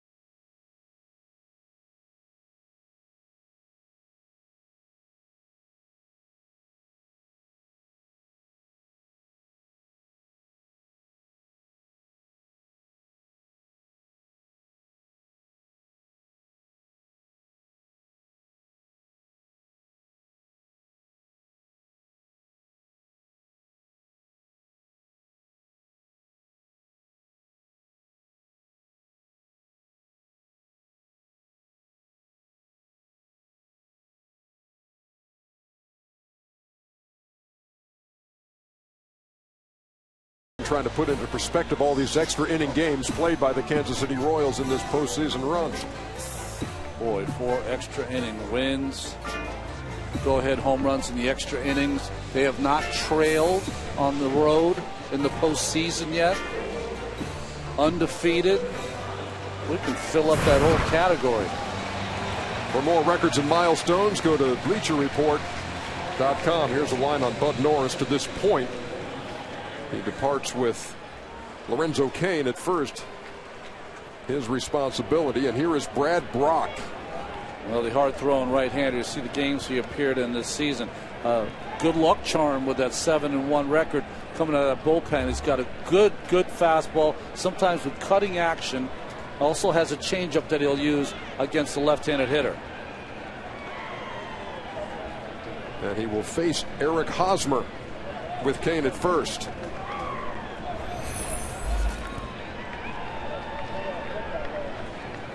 Hosmer's broken bat.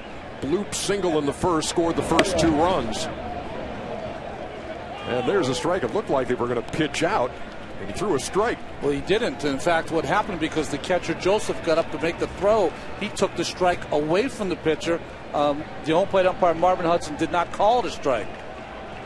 Did not raise his right hand. Probably lost sight of that strike pitch from Brock because of Joseph getting up to throw.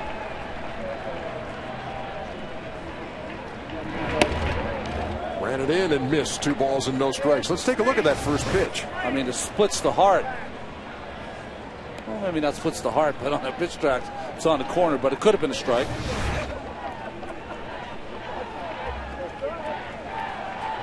Brock has a breaking ball, a good curveball, but it's that cutting action on his fastball that makes him nasty at times. Throw over. Cain back.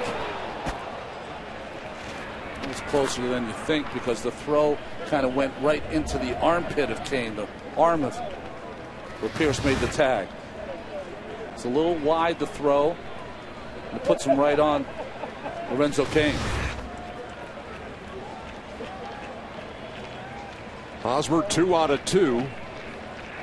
Batting in the 5th, and again, Brock throws over. So it tells me that Cain before had a lead where he could get back standing up. He's now diving back every time. That makes me feel like he's more runner-ish. No, it's not a word, but it's used in baseball. It works here. I used hitterish already.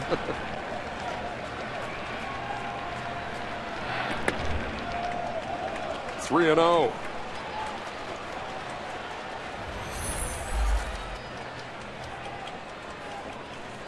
Getting it done in the engine room of the Kansas City offense today. 3, 4, 5 hitters, 6 for 7. 3 runs batted in. And of course they get the daily contribution from the 9-man Mike Moustakas.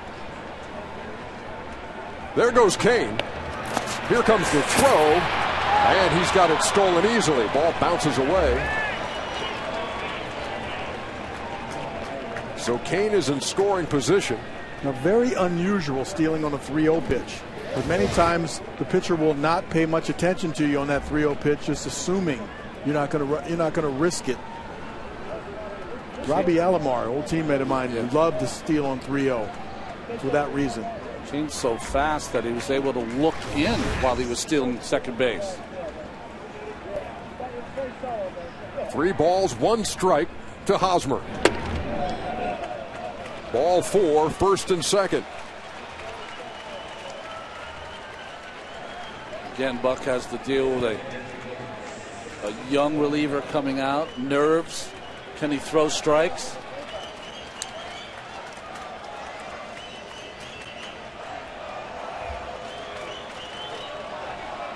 Brock used to pitch for the Padres.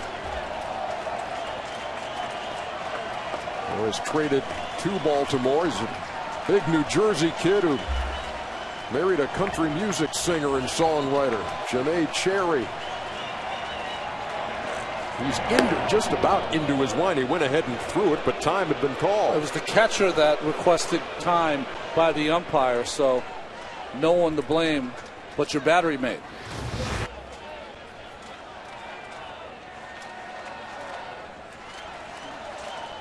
Normally that's for some confusion on the pitch. Maybe you went through a sequence of signs and he wasn't sure that it registered because he went into his windup too soon or his stretch position too soon.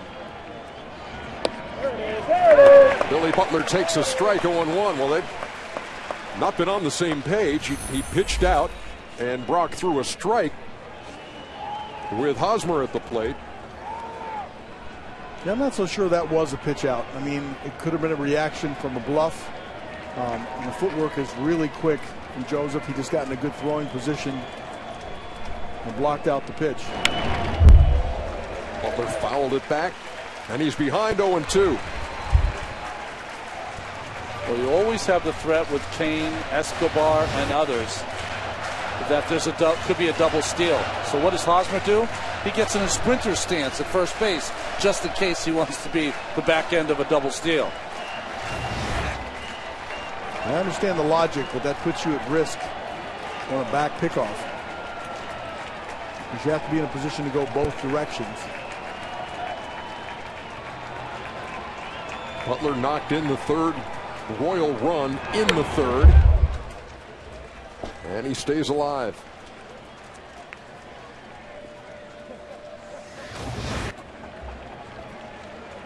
As they made the pitching change to Brad Brock. See Billy Butler and Dale Swaim, the Royals hitting coach, going over the book. These guys get here at 10 o'clock in the morning. Can't they do it before the game? A lot of stuff going on here at the park, Ronnie. Come on. Normally that's just a reminder what stuff he has. But the best thing that you can do is stand on the on-deck circle and watch him warm up. In the air to left field. Drifting back is Diaza. Kane will tag and bluff and go back to second.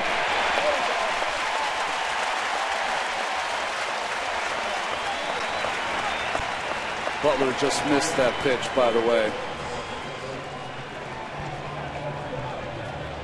One of the things you're seeing a little bit more in those notebooks now, they have tendencies on what counts they throw what pitches, and many hitters like to find something that they can hold on to in a count. Wouldn't it confuse you sometimes, though? 2-1, 65% of the time he throws a slider. What if you get a fastball? It seems like it could confuse a hitter at times. It matters mostly on a 2-strike pitch. You got to guard the plate and you got to be ready, because there's 40% of the time, in that example you used, that you're going to be wrong. Yeah. But if you're up in the count, 2-1, 1-0, you might take a chance or look for a pitch if the tendency's high enough. Third time today that Alex Gordon has come to the plate with at least one runner in scoring position. He's been called out on strikes twice. And he's behind 0-2. So without the data, we used to call them, I just forgot what I was going to call it. They're not tendencies anymore, they're patterns. That's what you look at. You watch and you remember a pattern, and you might not have the data to fill that, but now they do. It's a tendency, not a pattern.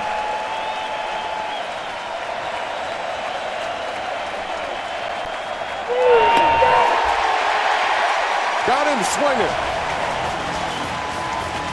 Danger averted in the 5th by Brad Brock.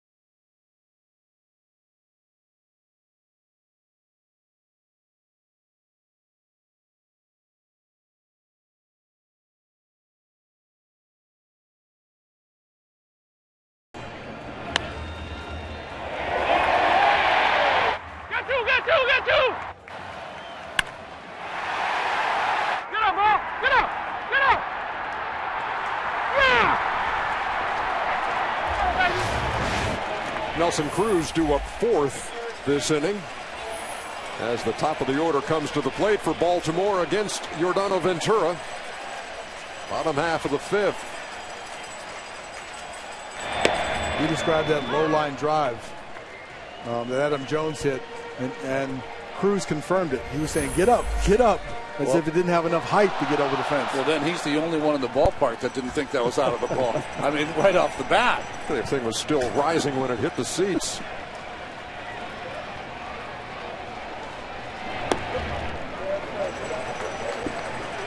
Ball and a strike to Markakis, who's 0 for 2. Was 3 for 6 in the opener last night. Orioles trail at 4-3. That Jones homer tied it momentarily before Mike Moustakas went deep for Kansas City. So Baltimore in search of its first lead in this series as we play in the 5th in game 2.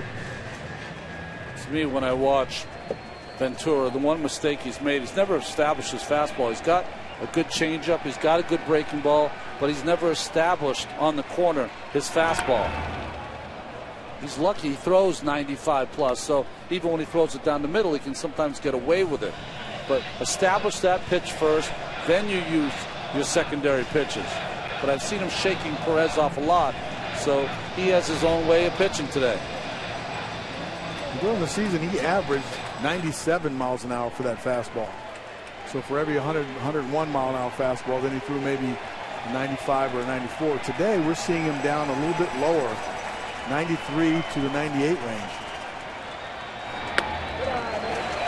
And away, full count. Which a lot of pitchers would love to use that stuff.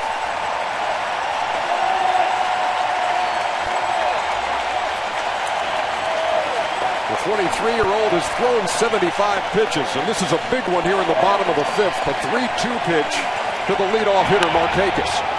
To the gap in right center field. Kane has it for the first out. Steve Physiak, what's on your mind?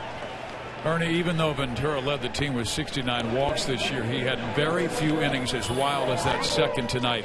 And I watched both Salvador Perez and pitching coach Dave Ireland talk to him between the second and third inning, and they were telling him to relax, stop rushing. And as Ron said earlier in the game, he was getting underneath the baseball.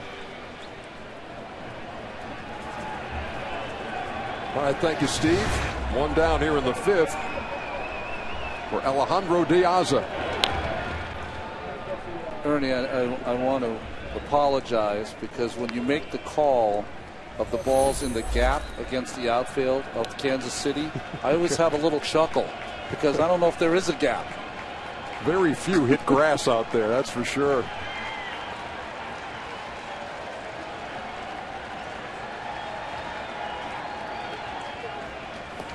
Those outfielders are so quick. Ball off the bat. Looks like it's a gapper. And you look up again and somebody's standing there. Aoki or Kane. Dyson in late innings. Line drive over first. Diaza with a one-out single.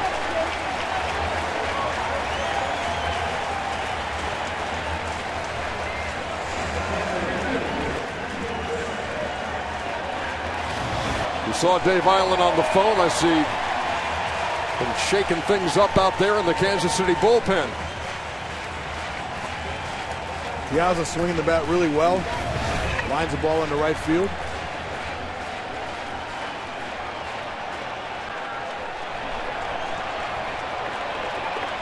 See if Adam can't build off of that last at bat. Many pitchers, you take that fastball away from him, and now you don't look for that fastball anymore. Maybe look for a secondary pitch, a changeup, or a breaking ball. Looks like they're going back to the fastball, though.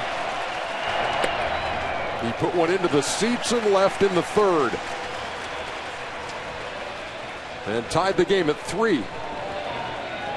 If you are going to use the fastball, then they want to run it in on him. They thought they left it out over the plate, and they're going to run it back in on him.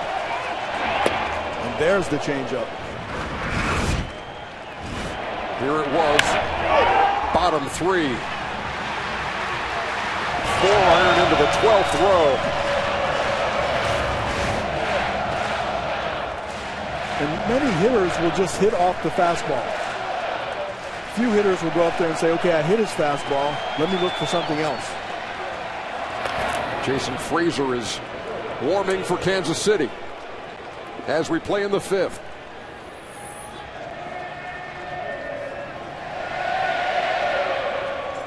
Well, we talked about Chris Tillman yesterday. He was so good at holding runners. In his career, young career, only one stolen base against the young right-hander.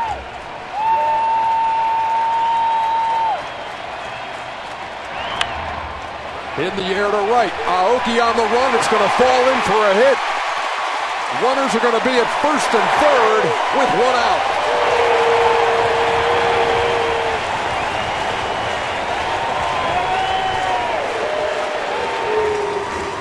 Well, Dave Ireland back out to speak to Ventura. What I found interesting in yesterday's game, that fastball in, it looked like Jones was trying to pull it. This time he inside-outed that ball, Cal. I think he was laying for an off-speed pitch, and still again has the ability to fight that off. When he's going well, he'll fight that pitch off the other way. That's a good sign for the Orioles and Adam. Piazza easily goes first to third. Jones with his second hit of the game. And a threat here in the fifth for Baltimore. There was a big moment in the game yesterday where Cruz hit the ball right on the nose, but it was a two-hopper to Escobar, who started the double play. Had a chance to put the Orioles ahead. Big double play by Kansas City to end that inning. Strike on the corner, 0-1. Cruz walked his first time. And popped to Infante his second. Didn't look like Cruz liked that pitch at all, neither did Buck.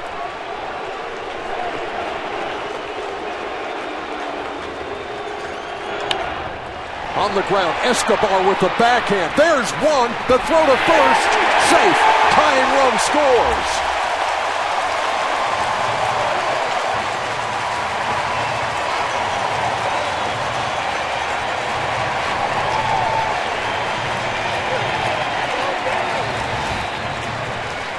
Heck of an effort by Escobar. Tries to turn this tough play into a double play. And Cruz barely beats it. Hard hit ball in the hole. He makes that patented Jeter jump. Throws it over that darn near, turns that double play. Adam Jones has been right in the middle of it after a frustrating start to his postseason.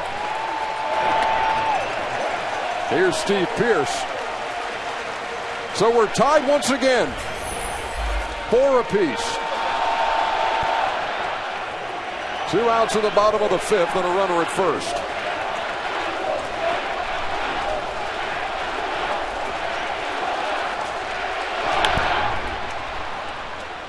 Fly ball to right that Aoki should handle with ease, and does.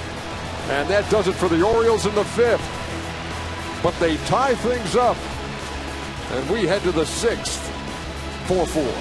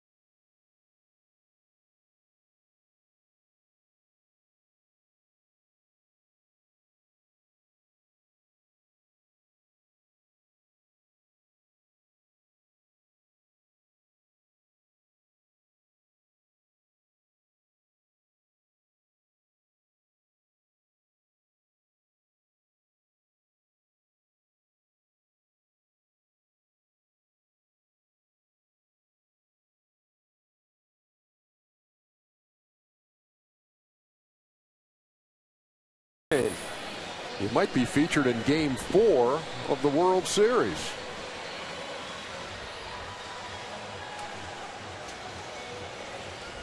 We are in the top half of the 6th here in Game 2 of the ALCS. And we're all tied up at 4. Brad Brock back on the mound after coming on in relief of Bud Norris in the 5th. He walked the first man he faced and then got the next 2 outs. For the 3rd time in this game, Salvador Perez leads off an inning because Alex Gordon has struck out 3 times to end innings with runners in scoring position.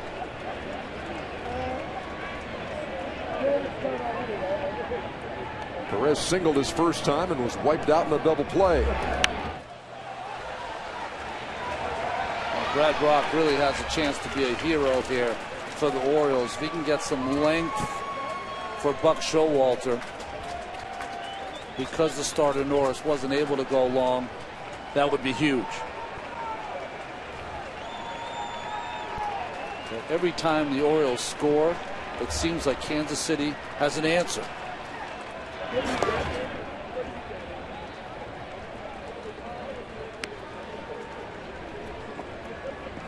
Well, yeah, I love that. Getting an edge, the heater down there, a little cold. Worst thing you'd have is a cold bat in your hand. Get a little heat on it, warm it up. Feels a whole lot better in your hands. Doesn't seem like it's cold enough, though, for that yet. More like cheating to me. I don't know about getting an edge. In the air to center field.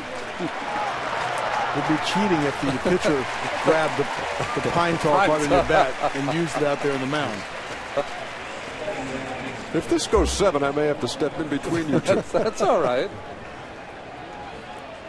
I've seen Cal wrestling a couple people already, so. Those days are over, Ron. Just being playful now. You still got the knuckle. For anyone who walks with you, we walk in fear. That's the secret weapon. It's not a secret. 0-1 to Infante.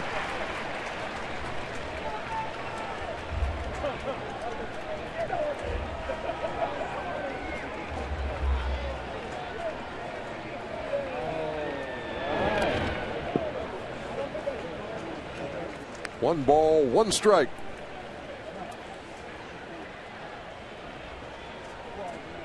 Good assortment of pitches that we're seeing right now.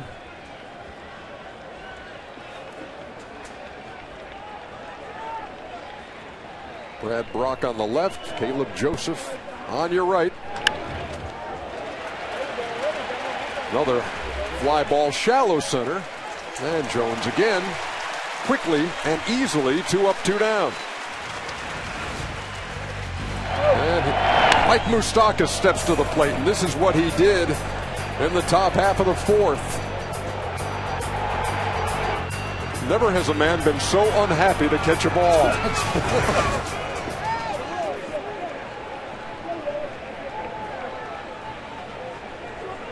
That broke a tie, put Kansas City back on top. The Orioles have since tied it up again. Willie Mays Aikens. Yeah, how about that? The power production by the number 9 hitter in the Kansas City order, Mike Moustakas.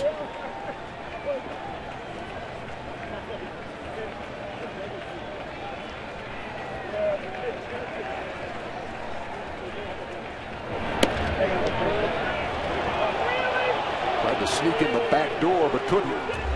He's got that good straight fastball cutter against lefties. But you saw against Alex Gordon, it's that changeup he likes to get the lefties out with. The 9th hitter is being pitched like his number 4 hitter right now. Very carefully. Line drive, base hit. Hit it right over the shift. And a 2-out single for Moustakas. We've seen this played out already in this game. We saw Bud Norris early in the game get a couple outs, first 2 hitters of an inning, and then struggle. And we'll see if Kansas City can turn this into a scoring opportunity with the top of the order. And Alcides Escobar at the plate. This Kansas City offense is the little train that keeps on chugging. I mean, they don't care how many outs there are. A fight for every at bat. Here comes your warm bat theory, Cal.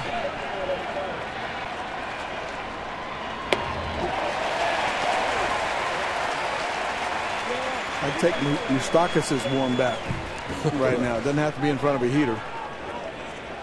It's a magic wand right now.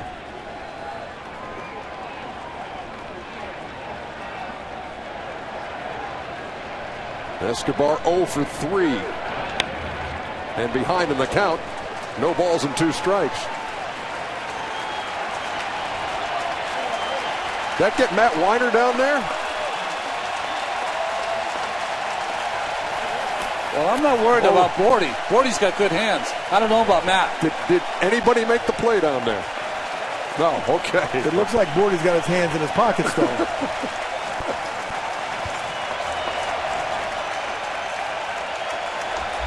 0-2 pitch. Missed outside and low. 1-2.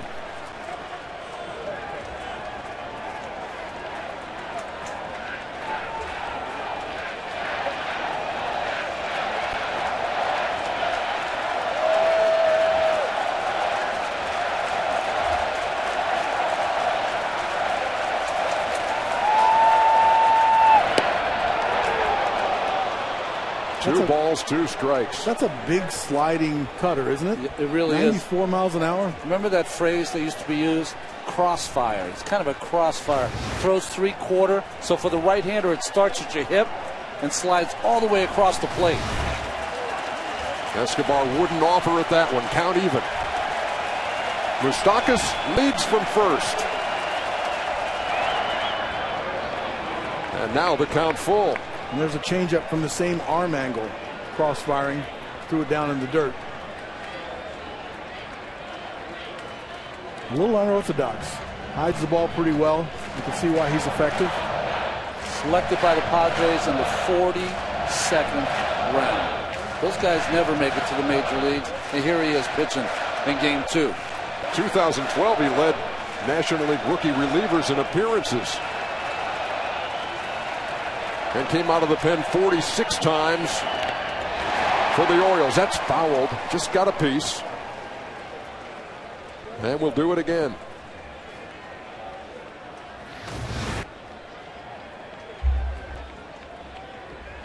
Caleb Joseph felt the brunt of that one. The home plate umpire and the catcher, of course, have that almost fraternity of guys that get hit by the foul baseball. So they give each other time to recover.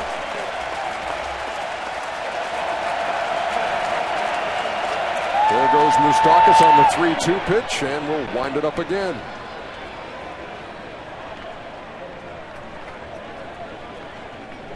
Has the confidence to throw that 3-2 breaking ball. That's a moment that fan will never forget. The day that Omar Infante, I'm an Oriole fan, but Omar Infante threw me a foul ball in a playoff game.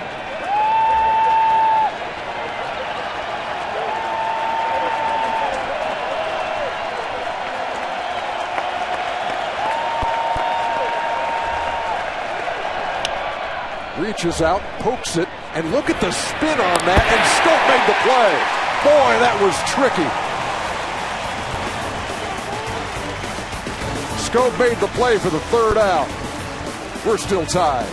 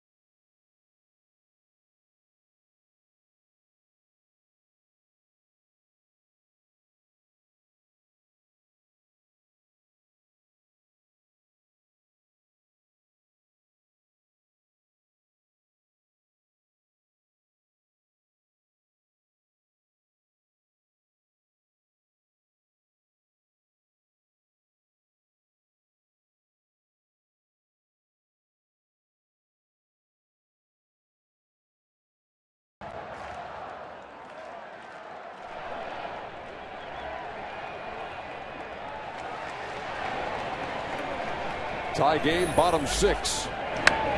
J.J. Hardy fouls off the first one he sees. 0-1.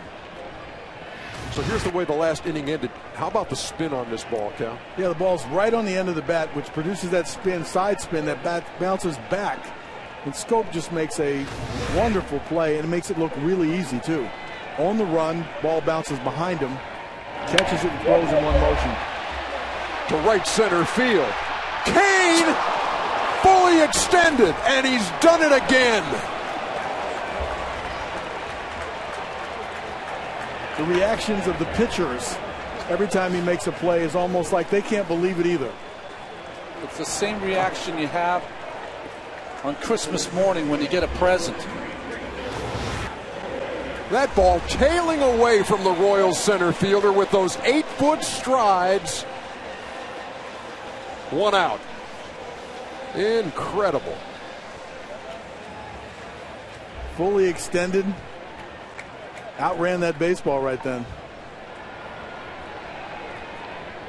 Yeah, there's the reaction. Loves it. Yeah. We saw Shields do that a number of times so far in the postseason. I was going to say, that's what Kansas City Royals starting pitchers lead the world in, having both arms up, saying thanks for the great catch.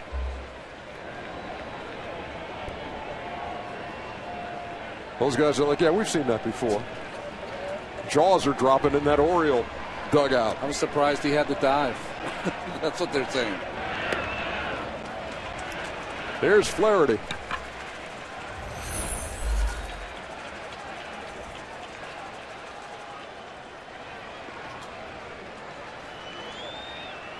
Speed on the bases, speed on defense.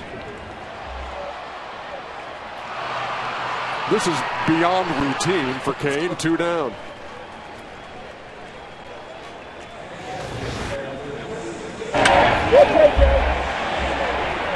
Look at this angle.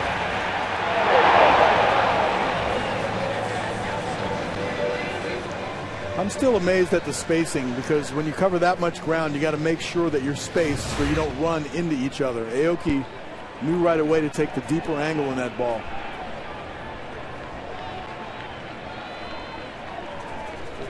Two up and 2 down. Both retired by the center fielder, Kane. And here's Caleb Joseph.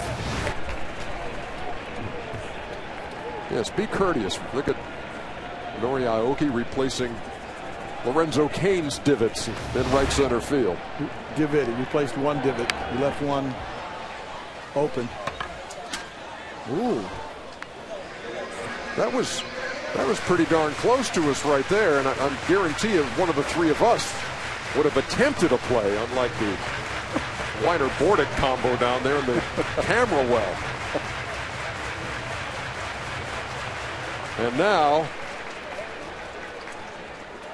on their way to the mound, Dave Island and Ned Yost, and the athletic trainer for the Royals, Nick Kenny.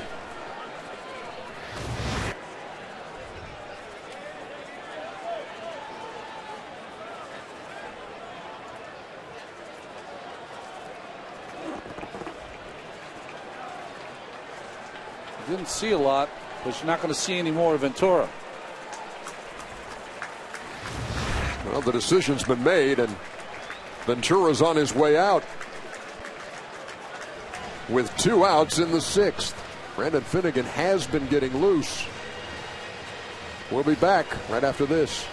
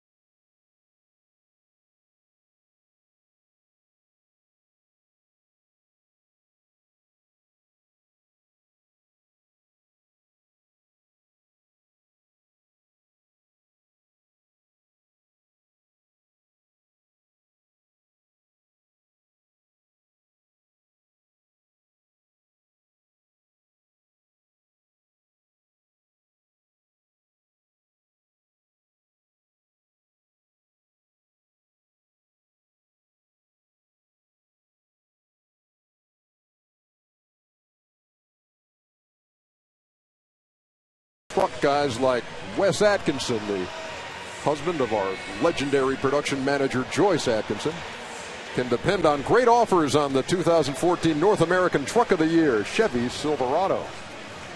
Wes can drive that Silverado. Here we are back at Camden Yards.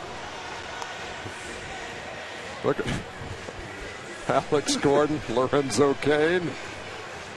He's saying that Oki was taking such a circuitous route to that baseball.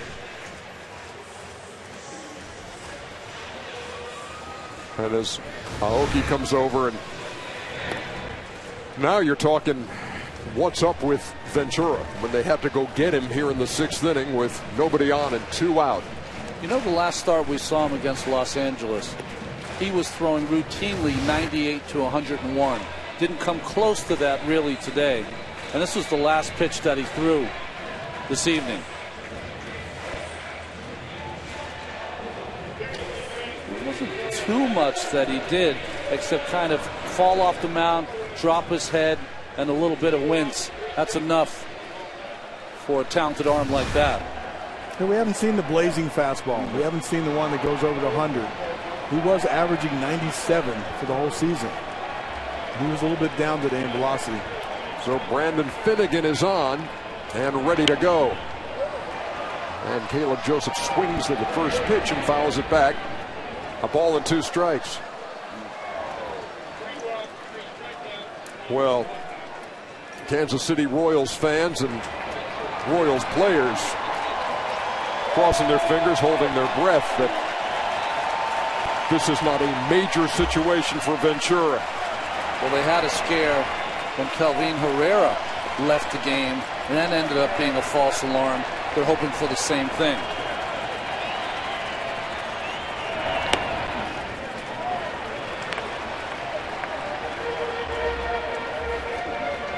There's a lot of power arms in that bullpen. You need somebody that throws the ball upwards close to 100 miles an hour. Finnegan comes in, and he's at 94, 95, 96. We asked Ned Yost if he was going to talk to his pitchers, Herrera and Wade Davis, who both went 2 innings in last night's ball game. He says, yeah, but I'm pretty sure that once they talk to Dave Island, they'll be good to go tonight.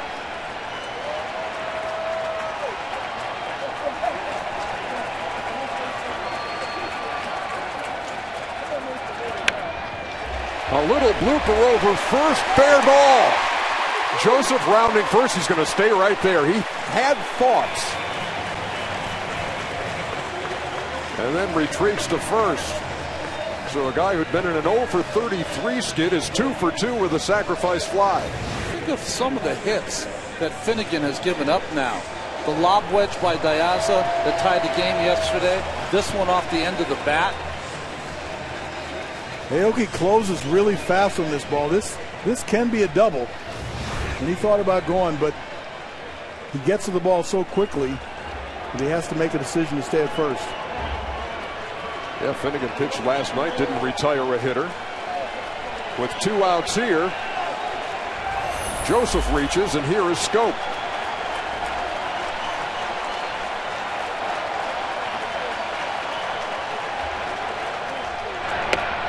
And there's a strike 0-1. Scope was the first guy that Finnegan faced last night, and he walked him.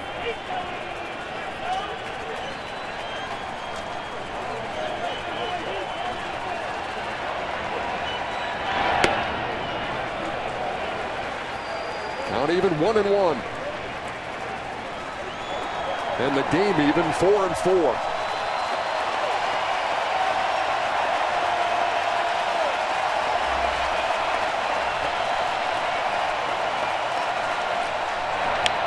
On the ground to third, off the glove of Moustakas. Throws across and got him.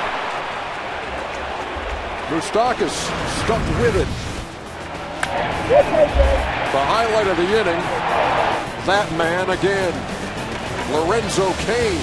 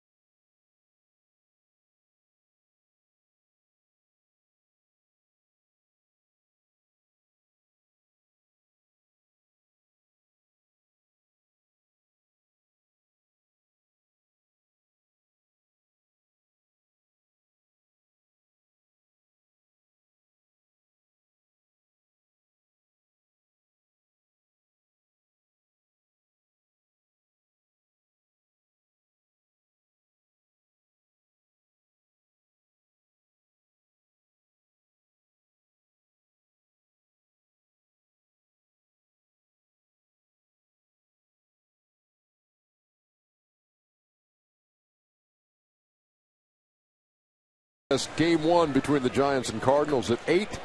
And tune into Fox Sports 1 tomorrow night at 8 to catch Game 2 of the NLCS. Do not miss the action. Joe Buck, Harold Reynolds, Tom Verducci. Work on that one. And I can foresee us having a dinner and watching the NLCS game tonight. Travel day tomorrow in this series, and then games 3, 4, and 5, if necessary, in Kansas City. Nori Aoki leads it off in the top half of the 7th in a tie game. Ronnie, how about the job that Brad Brock has done? So important. He's going to be the unsung hero if the Orioles can come back and take this much needed game. They have to have this game. And when you have a starter 2 days in a row, can't get through 5, it's your bullpen that comes into play, and it's your long man that you don't use a lot in the American League who comes into play. And Brock has been a hero so far. 1-1 fouled off.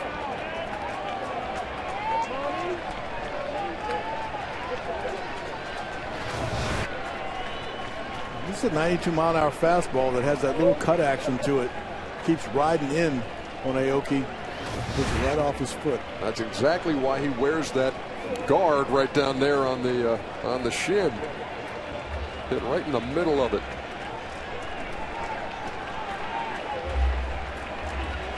They have an expression called an emergency hack, when you're just trying to protect when you know it's going to be a strike. And Aoki has some of the weirdest emergency hacks. He starts out in an emergency. But it's very effective. Gets him another pitch. Aoki singled in the first and scored the first Kansas City run. He lined to center in the third. Adam Jones made a diving catch. Kane went to the book.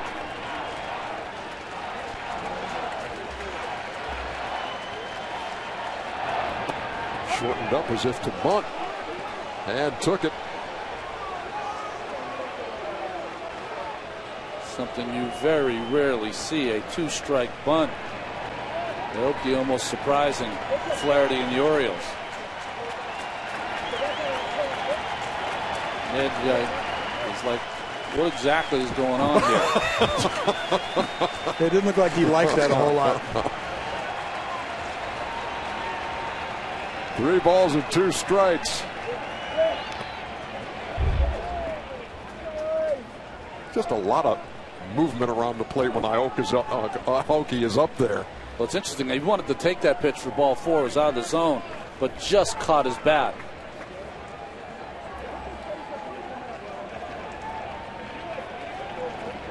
If the Orioles were to take this game and split this series with their starting pitchers Tillman and Norris going 8 2/3 innings and giving 9 runs,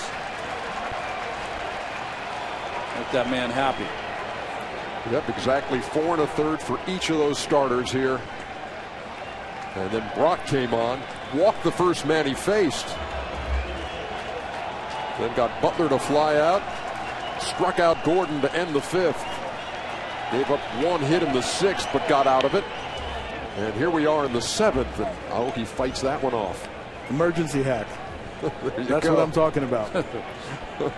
I'm going to take a step toward first, and I'm just going to get a piece of this back to the screen. I mean, this will become the Kansas City rote, R-O-T-E offense. If he gets on, here comes Mr. Dyson.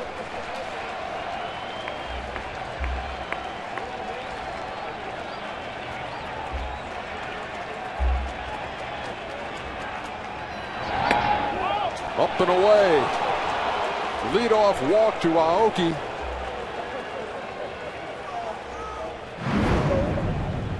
Brings up Lorenzo Cain, and just as you said, as you look at Cain's night, just as you said, Ron,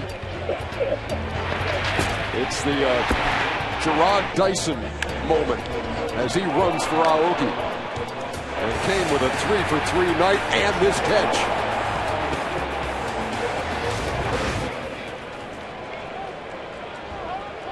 So with Dyson on to run, Buck Showalter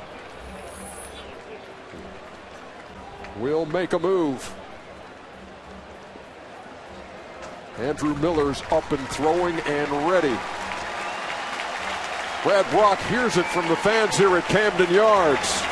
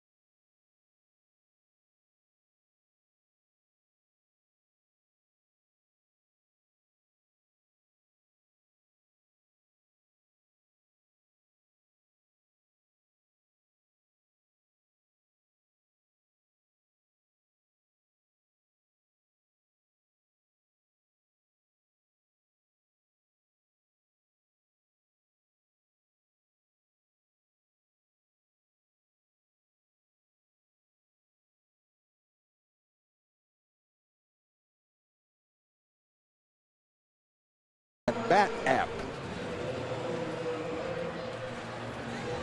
All right. Wheels spinning, gears turning in both dugouts. Buck Showalter goes to the pen to get Andrew Miller, who's been lights out, big left-hander. Ned Yost goes to the bench, gets Gerard Dyson to pinch run for Aoki at first. Well, there's two things here. As we look at the graphic, you can see what he's done in no days rest. He's been perfect. When you look at what he's done over the course of the year, he's been outstanding. But even more important, it's why Showalter made the move. He's one of their best relievers, but also the left-hander you think can mitigate the running game of Dyson. And once again, you see Steve Pearce come well off the bag and holding Dyson at first.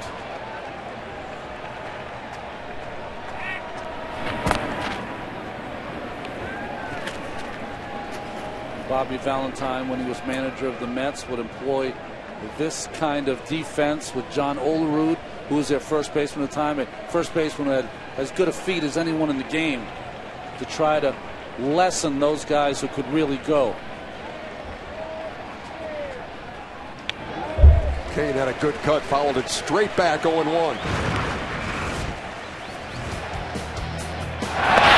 Almost caught him leaning last night.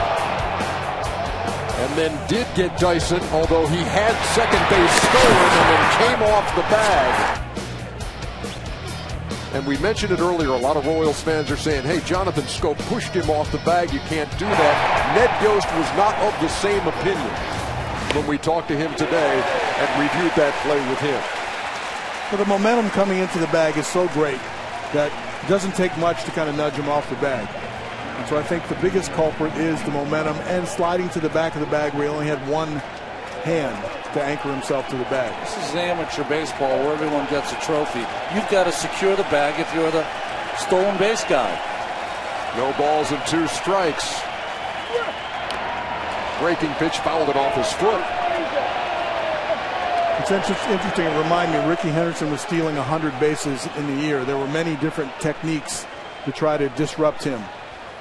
We even didn't hold him on. We put a first baseman behind him where he couldn't see.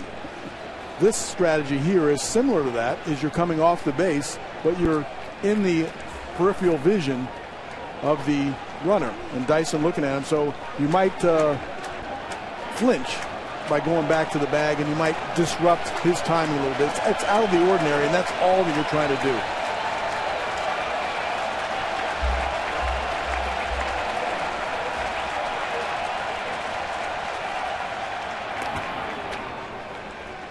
Matt Weiner, what you got? Well, EJ, it was interesting when we spoke to Ned Yost today that he spoke about the art of the tag returning to the game as a result of instant replay, because now umpires can go back and check the tag on video review. You don't see the swipe tag as much. You actually have to tag the runner and make sure you make contact. Good point. That's a really good point. And the Orioles anchor themselves around the bag. They straddle the bag. Most of the league now likes to take the ball in front of the bag and then try to adjust themselves to the throw. If you're in a anchored position and you're straddling the bag, then you can do more with catching the short hop or the long hop, or catching and sticking with the tag. Very good technique. Andrew Miller been going right after Lorenzo Cain. There goes Dyson. Ball grounded, foul up toward third. And in my opinion, the right way. I don't know why it's gotten out of whack, because the speed of the ball coming from the catcher needs to travel all the way there, and you need to be there in an athletic position to help and make that tag. I think, like a lot of things, Cal, a lot of the teaching is trying to take the danger out of the game, and teaching how to take the throw in front of the bag allows free access to the bag. I'm with you. It's the wrong way to teach it.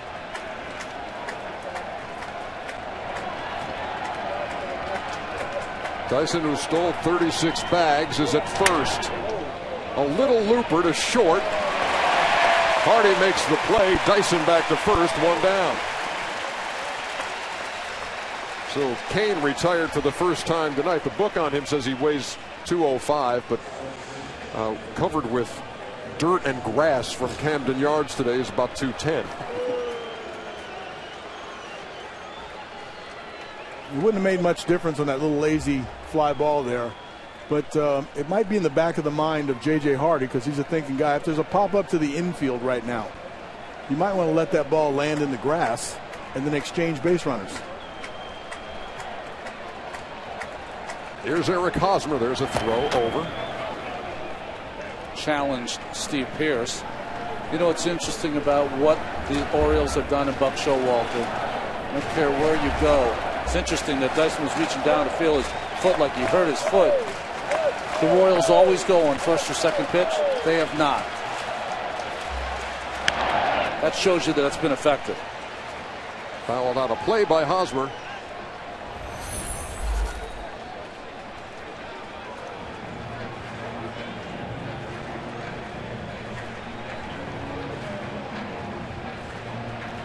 Dyson is having a problem with his foot. Been maneuvering it around like maybe he twisted an ankle, or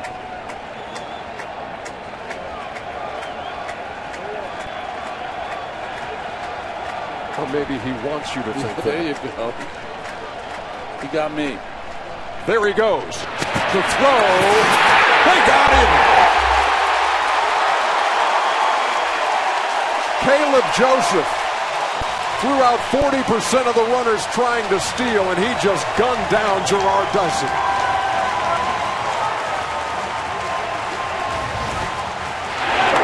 Very quick home plate. Gave Joseph a chance. And he delivers the ball down to second base.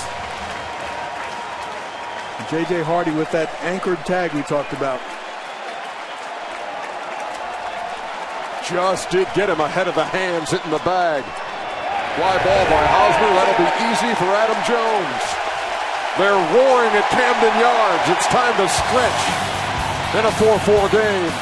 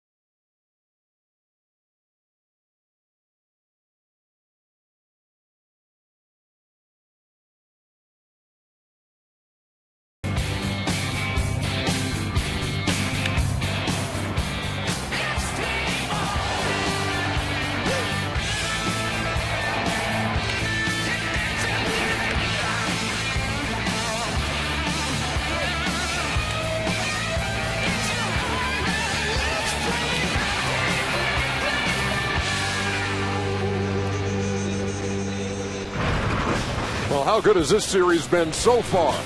Game 2, ALCS. Tied up at 4, middle of the 7th inning. They're at Camden Yards, jam-packed. So yesterday, at this point in our broadcast, it was 5-5. Today it's 4-4. It cannot get any better than this in terms of two teams that are just, it's a battle of wills here in Baltimore. Well, I mean, if you're the Orioles, you don't want to fall behind and play that 6-inning game. And so scoring, before the 6th inning is really important because now it negates that power bullpen. And the same is true. The Orioles have a really in-depth bullpen as well. So they're just fighting. It's going back and forth. Really, really exciting baseball. But it's a game that has to be won by the Orioles. You cannot go to Kansas City down 0-2.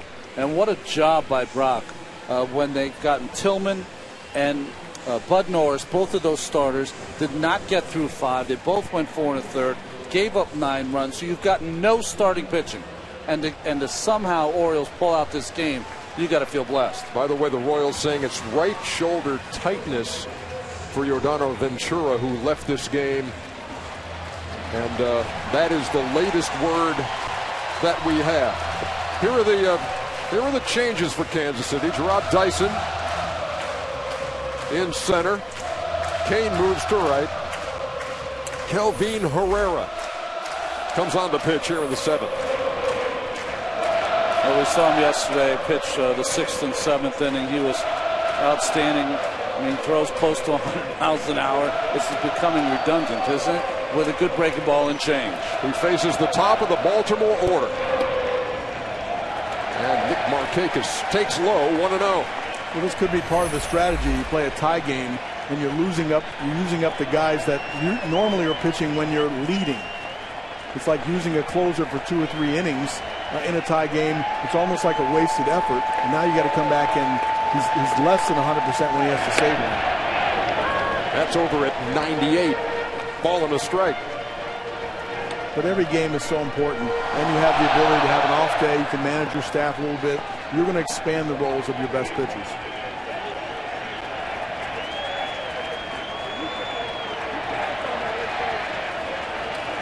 Markakis hitless tonight. Had 3 hits in the opener. Ooh, and he had a good cut. 1-2. From the Kansas City side, they are saying we're going to use Herrera and Davis and Inning, and in those two, you got to score a run and get the ball to Holland. The Orioles are trying to figure out any way to get a run across so they can start getting to their bullpen. But they're going to have to, at some point, if they have a lead, go to Zach Britton. And can he erase yesterday?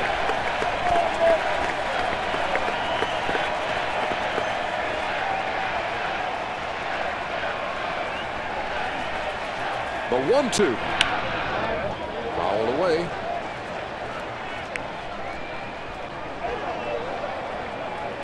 I don't usually say this being a former pitcher, but it's almost not fair to these hitters when these pitchers that come in throwing 100 miles an hour, 92% on his fastball and the Chevy pitch arsenal. Changeup. He used a lot more changeups yesterday, but remember, he went 2 innings.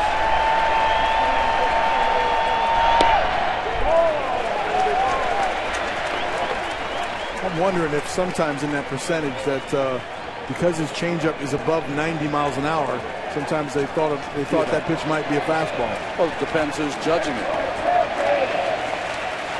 Someone in a cubicle or someone at the ballpark.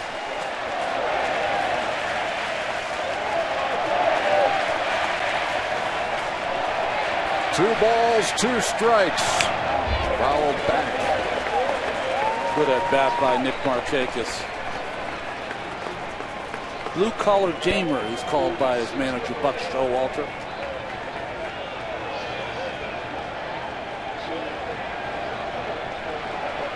With Kansas City, because they won the first game, they don't have to feel like they have to use their closer unless they have a lead. Maybe Buck might feel he has to.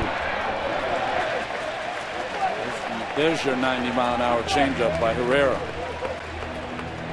Did you mark it down as a fastball? No, I did not. I'm at the ballpark, but someone in the cubicle did. Salvador Perez just hoping that he only has to use one glove tonight with Herrera. Yeah, I wonder if he did fix that glove last night.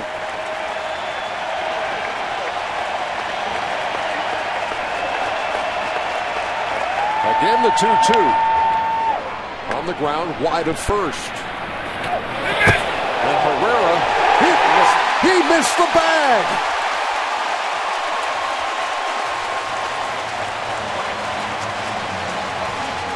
Hosmer made the play, made the flip, but Herrera missed the bag.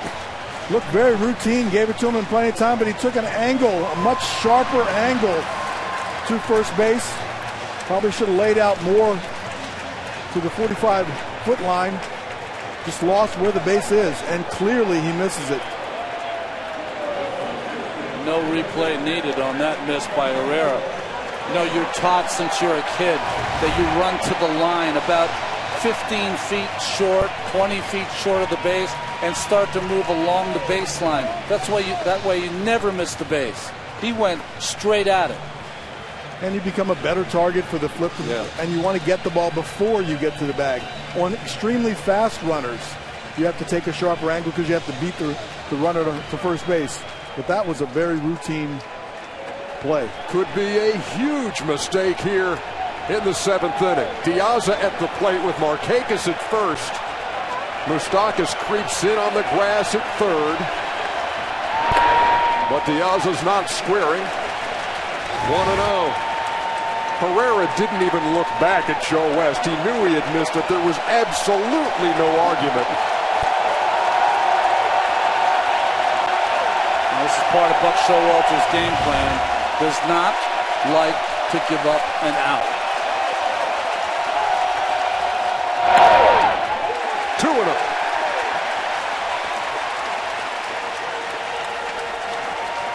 The pitcher at times can get flustered when he makes a mistake defensively on the field.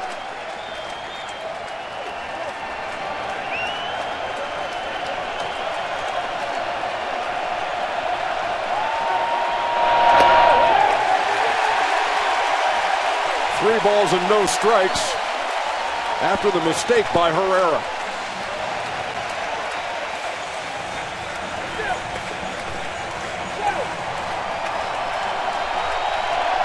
Kansas City defense has been sensational. But that may cost them. 3-1.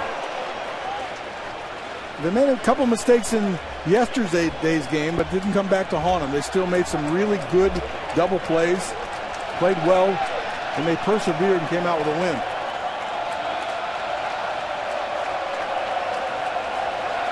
See Perez looking over there. Markakis could go. Herrera's so intent on the hitter. Diaz takes another strike, 3-2. Just don't think you can afford to take any strikes off this young man. Yeah, 3-1 would have been an iffy pitch for me to send him on because he does have swing and miss stuff. 3-2 here, I'd be tempted. Diaz is 2 out of 3 today, has scored twice. Watch Markakis at first. Not going anywhere, and that's ball 4. They asked for help. But Mark Wagner down at third says he didn't go. Here's one of those mistakes yesterday. Stoke gets kicked off, but then Escobar throws the ball off his back. And here's a play that looks like a double play ball. And Moustakas throws it low to first base. Here's a mistake, stealing the bag, but then coming off the bag, not holding and anchoring himself to the bag. Big plays in yesterday's game, but Kansas City still won. And you can't say the bases loaded, no outs was a mistake. You want to give credit to the Orioles for getting out of that jam, but that very rarely happens. You know, it's interesting. Alex Gordon kind of had his coming out postseason party yesterday. What a game he had. Adam Jones looking for his today.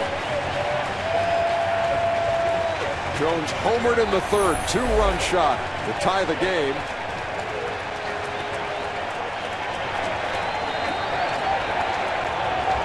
Single in the 5th.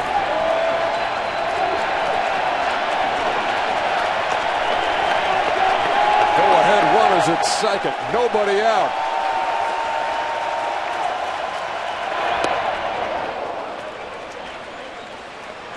Most unusual defense I've ever seen there. Hosmer was all the way back, and then right before the pitch ran up on the grass like expecting a bunt.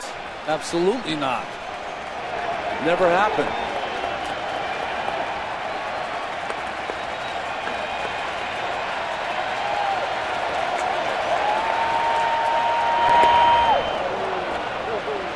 Took a little off, and it's 0-2.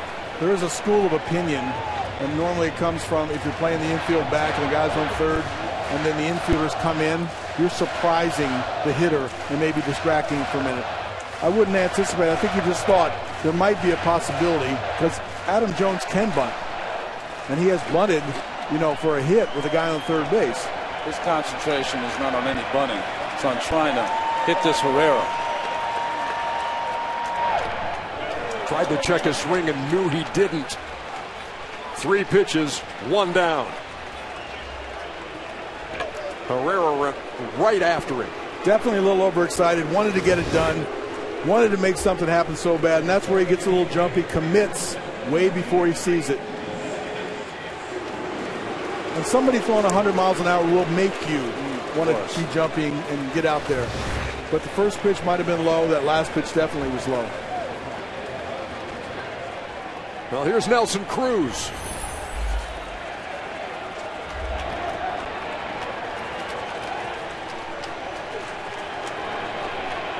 Markakis is the runner at second. He can move. Piazza, the runner at first.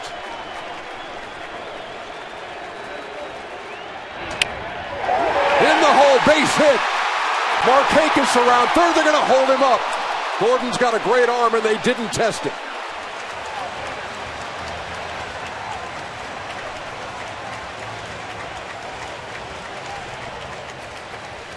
Cruz is just automatic in the postseason, isn't he? When you need a big hit, he delivers. And Gordon charges the ball as well as anybody you'll see in the outfield. Again, the outfield defense of the Kansas City Royals being another factor. And Cruz, like you said, Cal, is a factor every single time he comes to bat in the postseason or the regular season. Dickerson had no choice but to hold him up. There's a relationship of when the outfielder reaches the ball and where you are coming into third base. I think he would have been dead at home plate.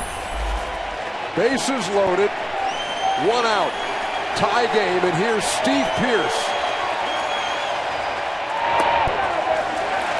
Big spot for a guy who's well-traveled, has found a home here. A guy that GM Dan Duquette said saved our season.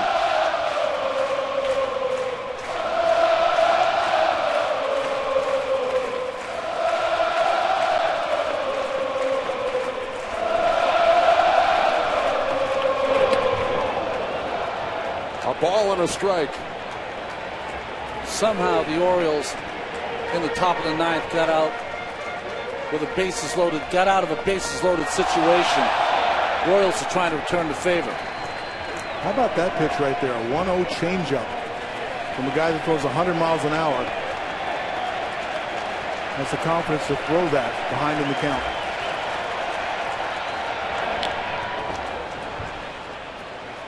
A ball and 2 strikes.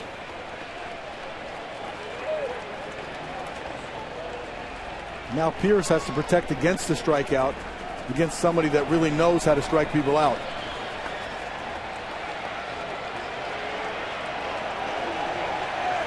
Go-ahead run, 90 feet away. After watching Herrera cover first, anything that gets away, if it's a breaking pitch from Perez, the runner on third should be ready.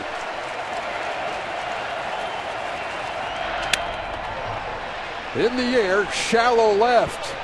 Gordon's there. That's not going to be close to deep enough. Not even a bluff from Markakis at third. 2 down.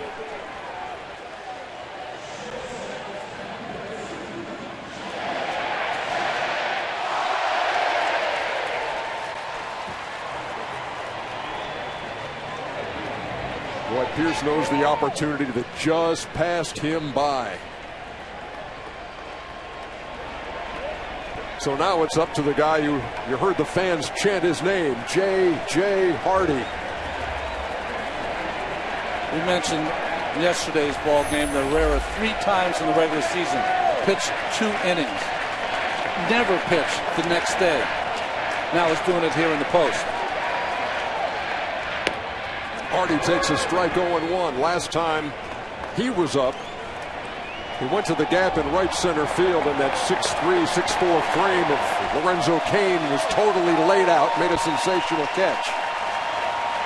JJ's a good fastball hitter.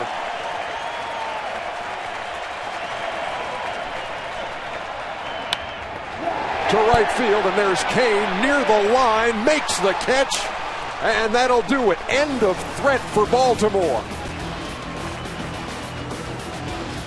Another rally dies in the glove of Lorenzo Cain. We're heading to the 8th.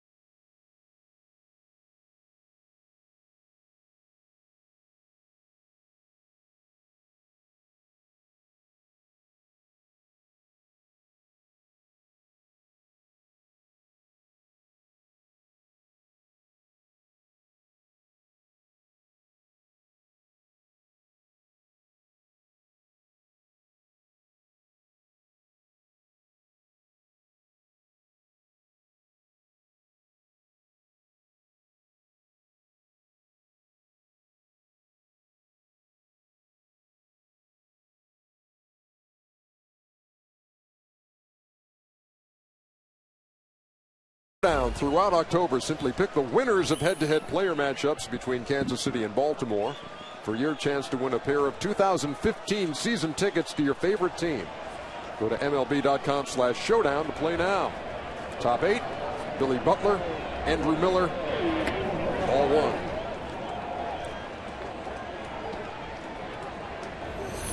With Butler at the plate, there's a guy in the Kansas City dugout who thinks it may be close to his time, and that would be Terrence Gore. Because if Butler reaches, he would get the call to run more than likely. 2-0. Yeah, for sure. If Butler gets on base here, Gore will run for him. I'd expect him to have his helmet on already.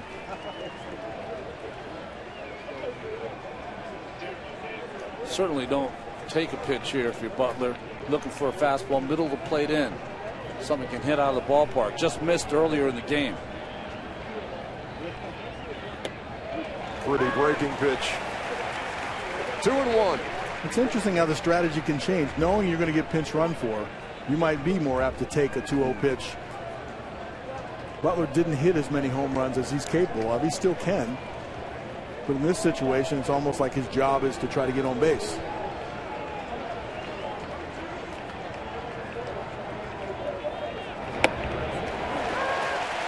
Count even, 2 balls and 2 strikes. Alex Gordon waiting on deck. Guy who went 3 for 4 last night with a home run and knocked in 4 runs has struck out 3 times here in game 2.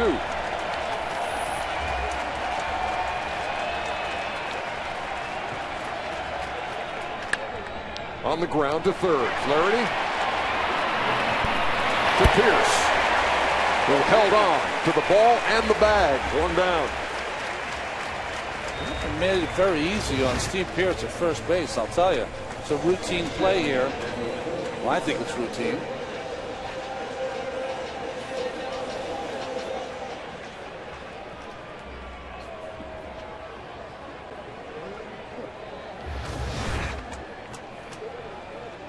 One down for Gordon.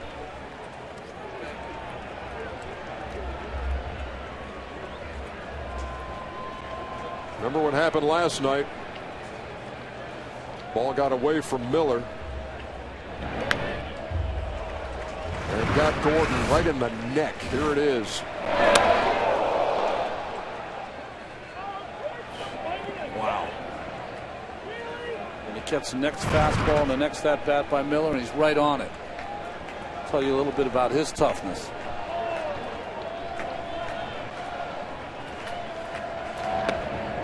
Upstairs, 1-1. Game 2 of the American League Championship Series.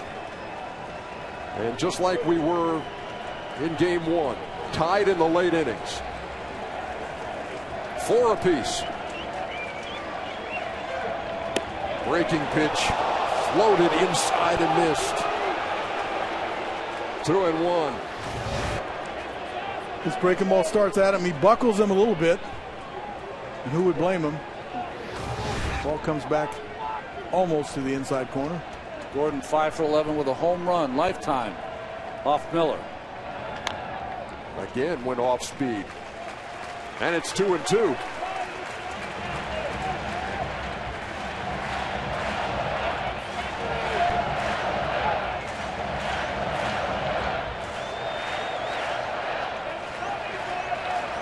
I saw him talking to himself a minute ago. Couldn't read his lips, but maybe he's saying, stay in there now. Stay in there.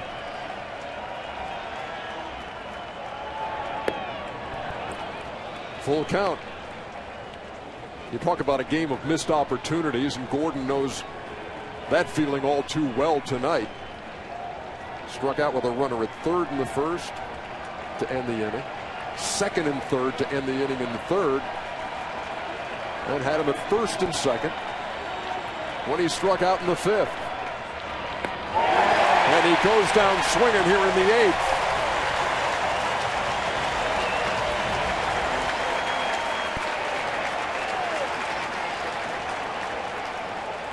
And Buck Showalter heading to the mound. What you love about a pitcher, 3-2, commit to that good breaking ball. You see too many pitchers try to float one over for a strike and get hurt. He threw that good hard one out of the strike zone. It looked like Gordon decided he was going to take a chance. Miller throws really hard. He looked dead red and was wrong. Darren O'Day makes his way to the mound. We'll be right back.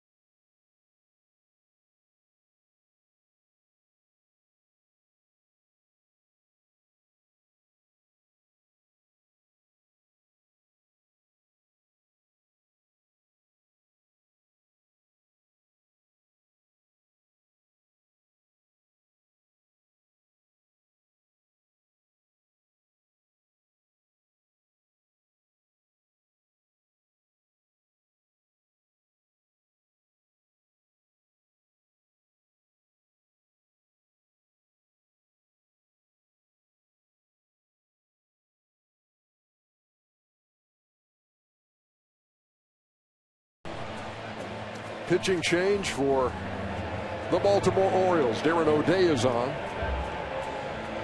The original 1954 foul ball from Memorial Stadium. It's the 60th year of this franchise here in Baltimore.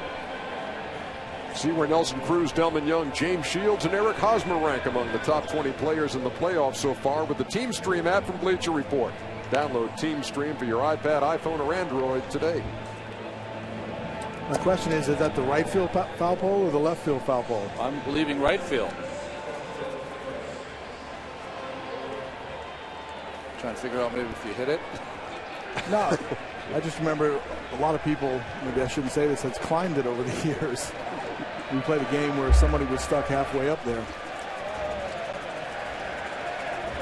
They waited him out until he came down. So Darren O'Day is on.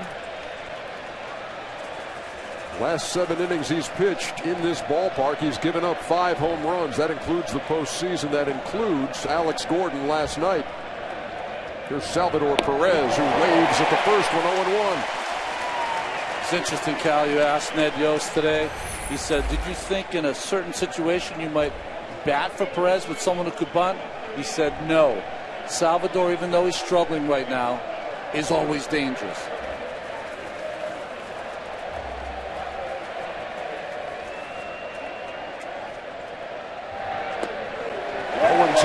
O'Day didn't always throw like this. When he was in college, he was straight overhand at the University of Florida. Didn't have much velocity, got cut. Experimented with this style, and it stuck. And it's paid off.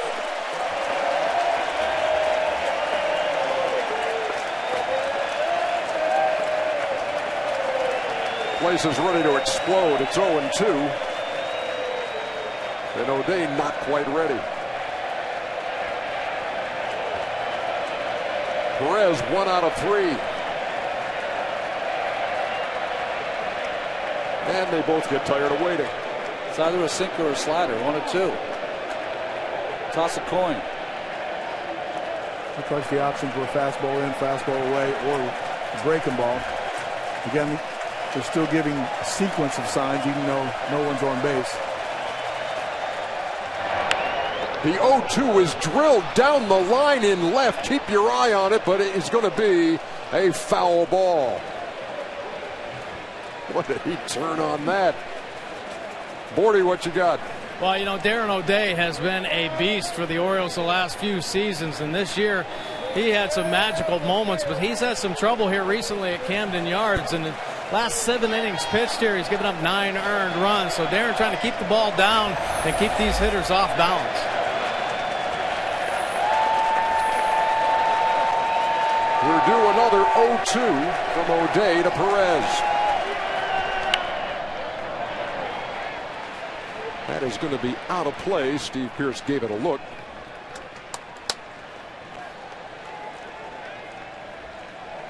And the breaking ball seems to be the pitch. We've seen Perez a number of times wave at the breaking ball and see key situations. If he's at all a little jumpy, you can't cover that breaking ball, especially the one down under. His biggest hit, though, of this season was a breaking ball in the wild card game that just eluded Josh Donaldson. It won the game, and it sent them to the ALDS, which they swept. And here in the ALCS, we're tied in game 2 with Kansas City leading 1-0. A little indecisive here.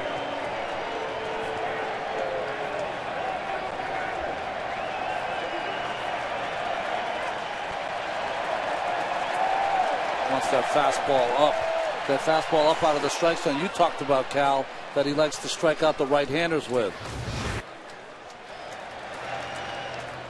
Here was a fastball they tried to get in. And Perez gets a lot of that one down the line. Lucky to have that one back. So anytime somebody can jump out on an 0-2 fastball in like that, tells me he's not waiting long enough for the breaking ball. Perez hit 17 home runs in the regular season.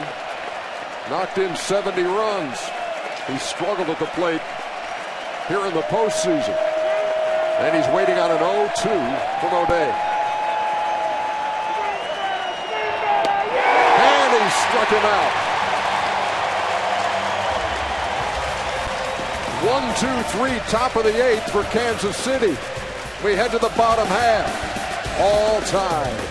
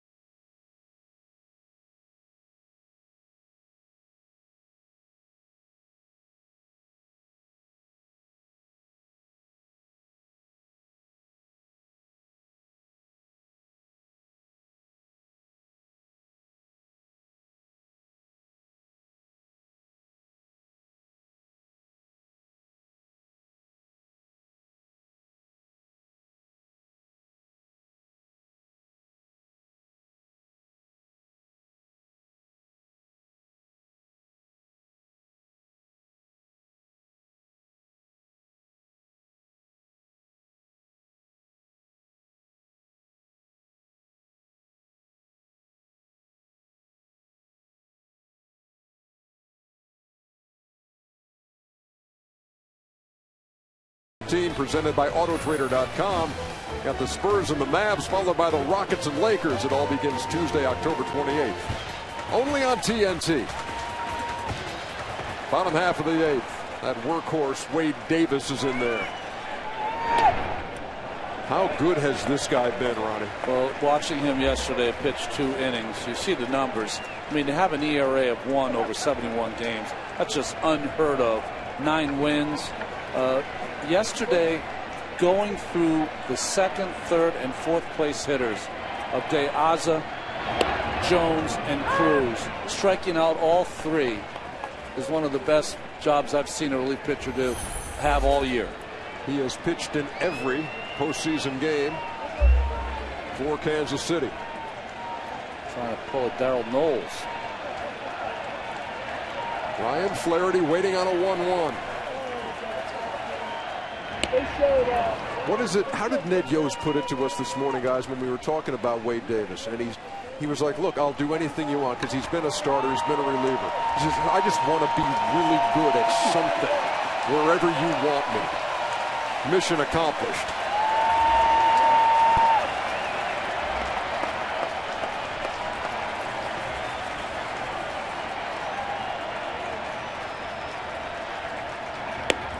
Strike 3 called, 1 down here in the bottom of the 8th. Steve, what's up? I talked to pitching coach Dave Island before the ball game about the availability of both Herrera and Davis, and they said both are fresh to go. Herrera only threw 22 pitches yesterday, Davis only 17, and Davis was sensational. I talked with several Baltimore hitters. They said in the rain he was throwing 97 gas with movement and then a 93-mile-an-hour cutter with slider like Atkin. It was impossible to hit. James Shields, who was his teammate and good friend, calls him, because he doesn't talk much, the silent assassin. Yeah, we can certainly see why.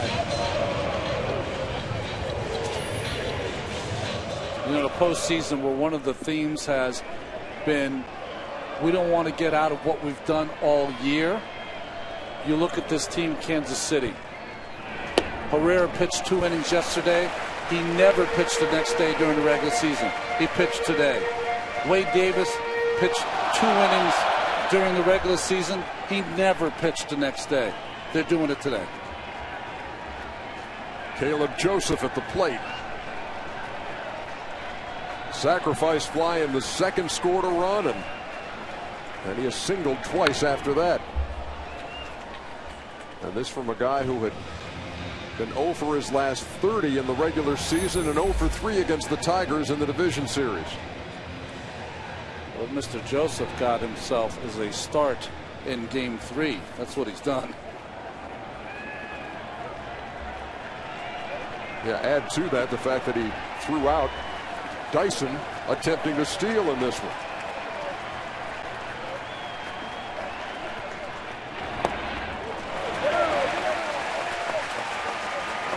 Three and one.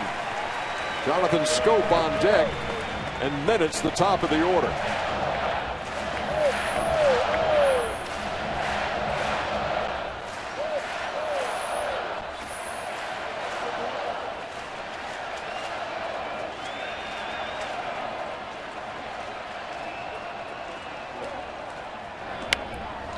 In the air to left field. Gordon took a step back, then came in. 2 down.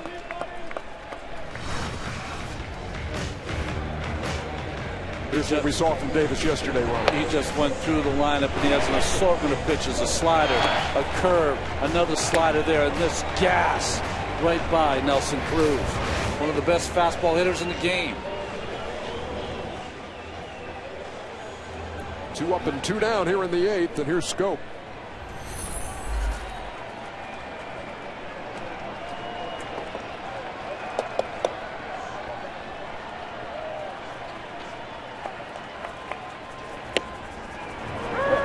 So when he's got you thinking about the cutter or the slider, which is 93, 94 miles an hour, he comes back with a 97 mile an hour four-seamer. And he'll use that up in the strike zone to go for a strikeout. That's just plain gas right there. You know, the Chevy pitch tracks, it was like an NA on changeup. Watching Wade Davis pitch yesterday, you know when you have the big kid in Little League that strikes out the world, no one can hit him? That's what he looked like. Scope sneaks one up the middle for a 2-out hit. And here comes Nick Markakis in the top of the order.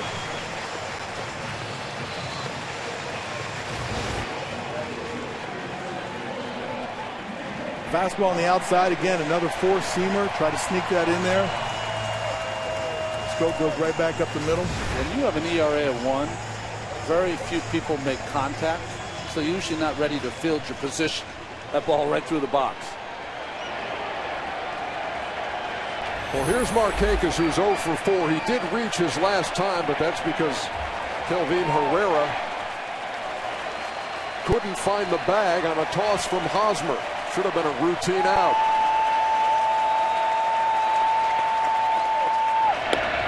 There's a strike 0-1.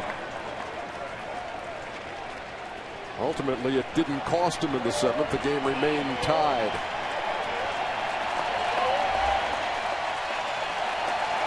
Scope has had 2 stolen bases in the regular season, 2 in the post. Wouldn't it be ironic if he could get in scoring position for the Orioles?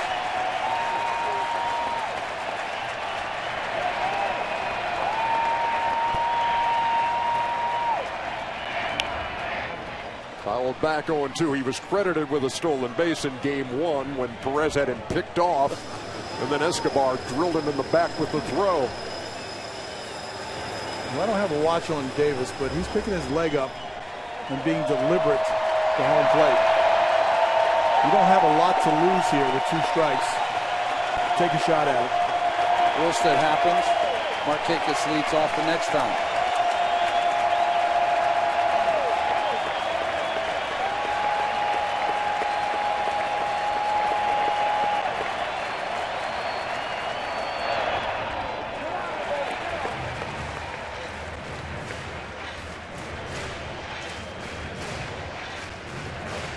The Orioles won 96 games, ran away with the American League East, but have not led in this series. We are late in game 2.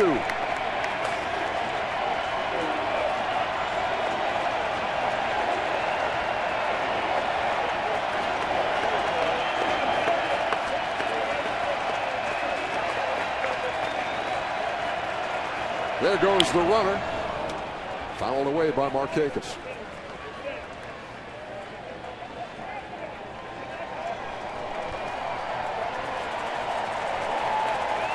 I did find a watch. Had him about a 1-5. He picked a good pitch to go off of. Well, the hard thing is you got a young player on first base. He's nervous about making a mistake. If you wanted to steal that base, preferred to steal it early.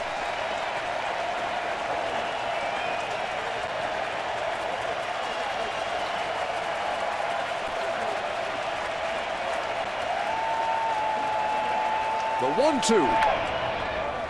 Markakis is tough as nails, isn't he? He battles. As Buck would say, he sticks his nose in there against the toughest lefties. Got a great two-strike approach, too. Shortens up on that swing, trying to make some contact. The way he doesn't have to worry about scope on first base, he can worry about making the pitch to get Markakis out with 2 strikes. But there's still an opportunity here for Scope to steal second.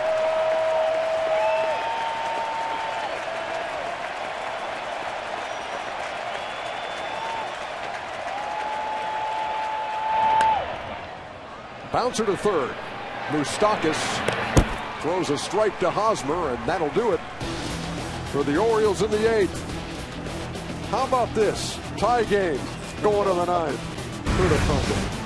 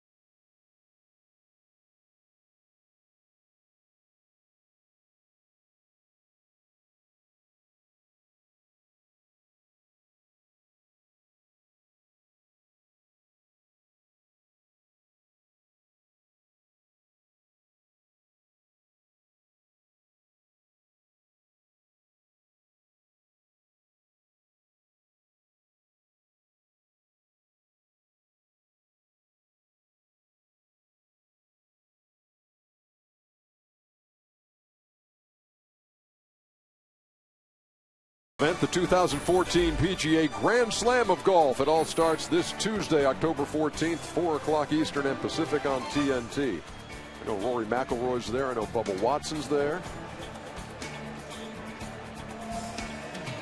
So check it out on TNT next week.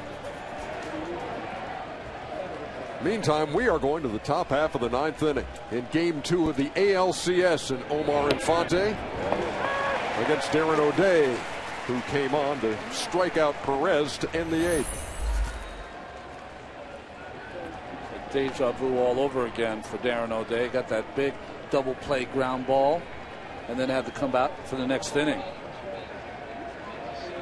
And that's when Alex Gordon roughed him up. Infante and a bunt to get on, but fouled it away. 0-2.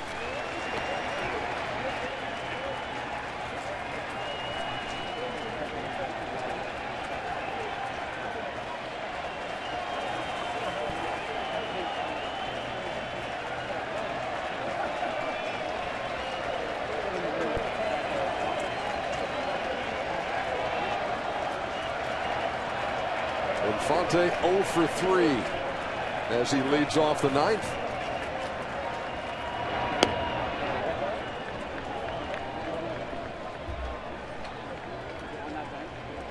Think it is Britton for sure coming in to face Moustakas? Or just in case something happens, they get in trouble. And Moustakas is on deck. You saw Escobar, the leadoff hitter, talking to Ned Yost. He's due up 3rd this inning.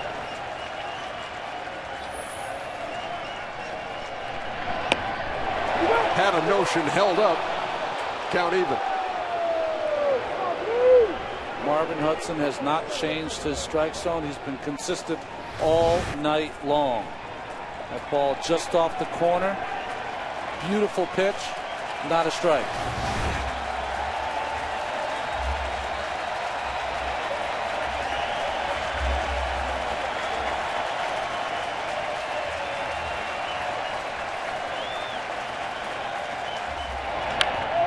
Little tapper on the 2-2. Flaherty, bare hand, late infield hit for Infante to lead off the 9th. There's another one for Kansas City.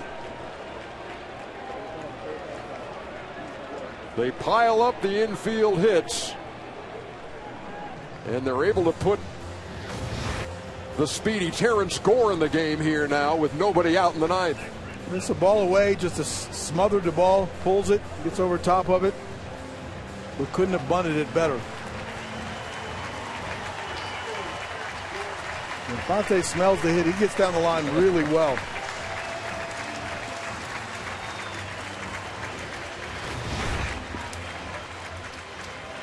Zach Britton on his way in here in the 9th in a tie game.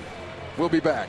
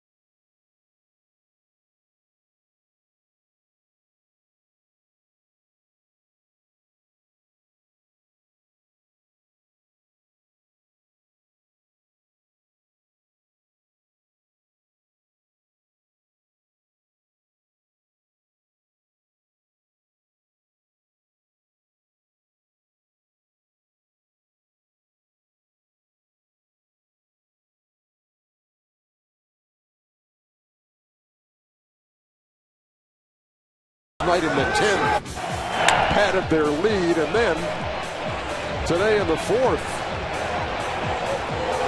did it again. As he's swinging a great stick, and he comes to the plate now with a runner at first, nobody out. And the left-hander, Zach Britton, has come on. Britton, we watched in yesterday's game. It was tough to watch. He could not, at some point through 12 consecutive balls, could not throw the ball over the plate. Not only have to contend with a hot Moustakas, but also it's going to be interesting to see if Gore does a better job than Dyson of contending with this, holding the runners close at first between Britton and Pierce. Terrence Gore was a September call-up. 5 out of 5 in the stolen base department.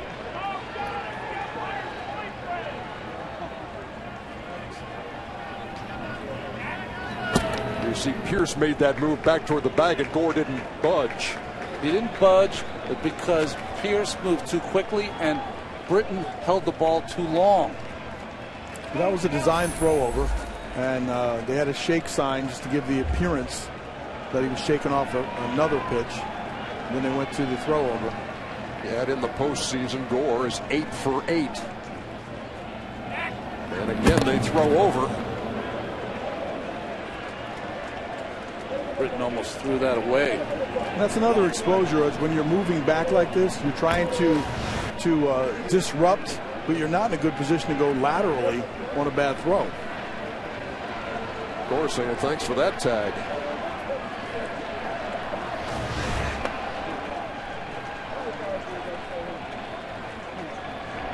Moustakas squared to bunt and bunted it foul.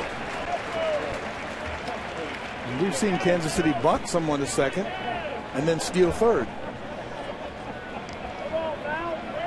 Sometimes it's easier to steal third. I think it's hard to steal second and third. Me too. Personally. But some base runners see the signs, they can pick out a pitch to go on. It's harder to hold them on at second base. And against the left-hander, you can make your move a little quicker. Moustakas squares again. Britton comes to the plate and just missed. A ball and a strike.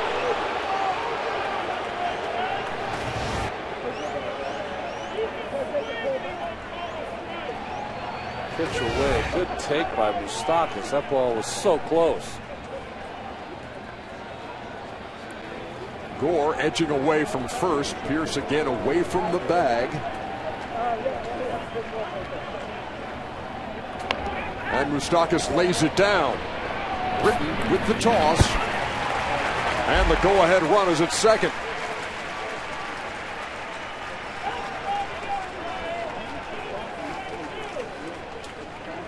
You know, a left-hander has a better chance to hold a runner from first because he's looking at him and he has that deceptive move where he picks his leg up, but from second it almost takes away the deceptive move. You still have the inside move option where you can turn around if you think they're going to go. Only the Royals in this postseason would bunt a guy with 4 home runs. Unconventional, to say the least. But that move does have the go-ahead run at second in the person of 5'7", 165-pound Terrence Gore. And here's Alcides Escobar. He's 0 for 4 with a strikeout.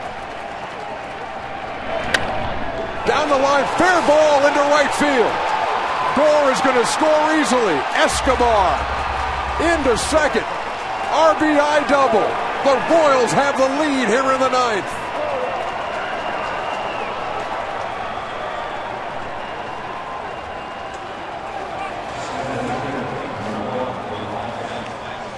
Get him on, get him over, get him in. Running him over, and with a sinker, high velocity sinker, Escobar goes up there, swings late, but hits the ball right down the first base line. Of course he's going to score because Scope had to hold Gore close because they were fearing the stealing of third base. Pierce had to try to cover that hole, and that's why he was so far off the line.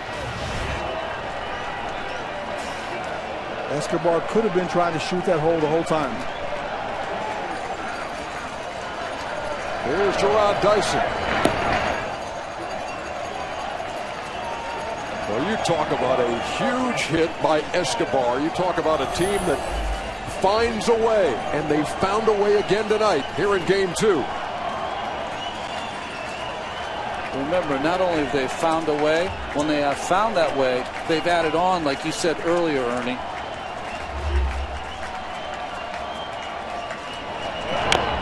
High chopper. Off the glove of Flaherty, and Dyson's going to be safe. Cal, that's got to be one of those instances when you know a guy is so fast and you're going to have to make the play so quickly, and you take your eye off for a second. That's an E5. Absolutely puts the pressure on you. There's a slight chance because the ball tops on the air, and you could lose it in the lights on this. But I think he was coming across knowing he had to hurry. And just misses it in his haste. Well, it's interesting. Once J.J. Hardy picked up the errant ball, Flaherty did look up to the lights like he had lost it. But I don't know. That's maybe like replacing a spike mark on the green after you missed a putt. There it is. I've been there in this ballpark. It is possible. When you're coming over on that angle and you don't have a chance to shield yourself from it, it just gets right in the lights.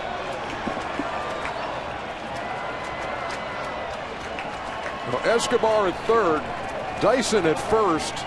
Here's Kane, who's had a great day in the field and at the plate.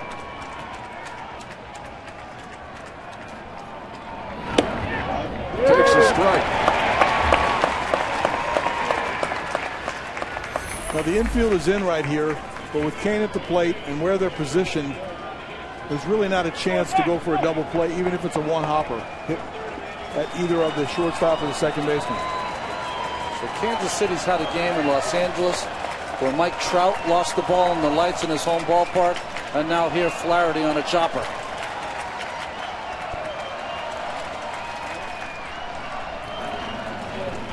Dyson back on the throw over by Britton.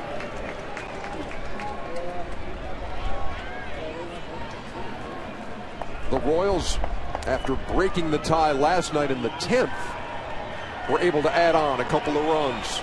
Made life much easier as Baltimore rallied in the bottom half of the 10th, and they're trying to do the same thing here in the 9th. Kane's got 3 hits on the day.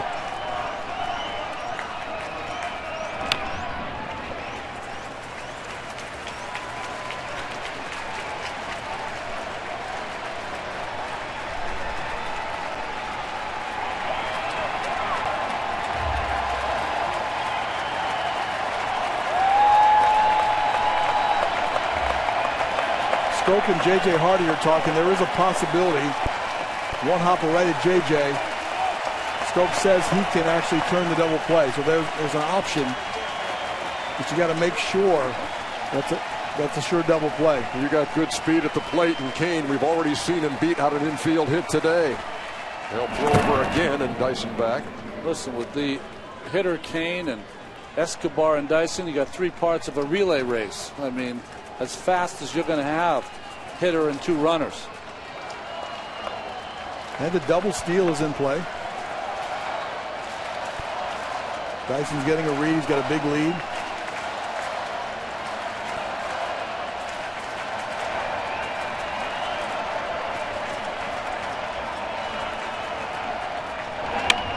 Grounded into left field, base hit.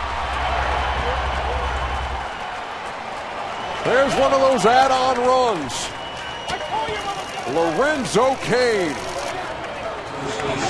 An RBI here in the 9th. And it's 6-4 KC.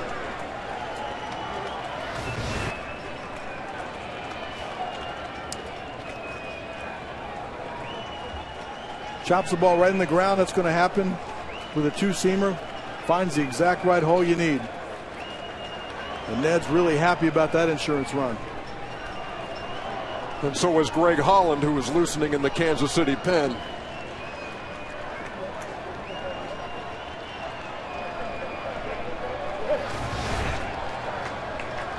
Now here's Eric Hosmer.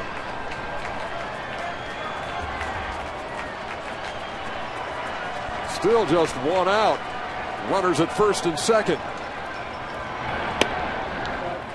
Our statistician Hal Galima points out that Kansas City leads all teams this postseason in sacrifice bunts, sacrifice flies, and home runs. It's an odd combination, isn't it? It's a winning combination, I know that. We'll see Lorenzo Cain and the company he keeps with that 4-hit day. They throw back, and Dyson back in there in time. 2 runs here in the ninth, breaking a 4-4 deadlock.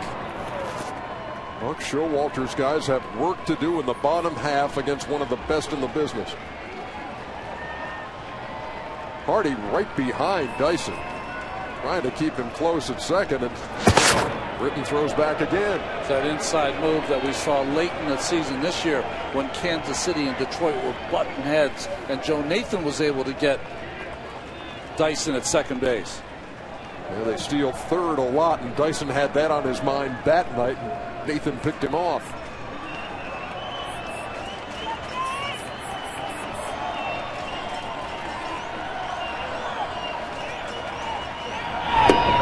Big swing, but an 0-2 count for Hosmer. Now Dyson led American League with 10 steals in third during the regular season. I thought the number might be a little higher than 10. Remember, he's not a part-time player, but he's not a full-time player. Probably the reason why.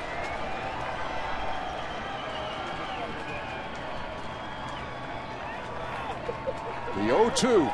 And he got him swinging for out number 2.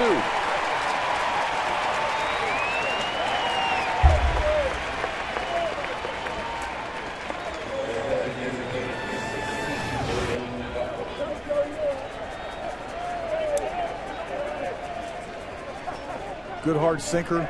Looks like it's going to be a low strike. Breaks out of the strike zone. And it's good to see, because he's a good pitcher, that he got over those woes of yesterday of not being able to throw a strike. Here's Billy Butler. 1 out of 4 with a run batted in.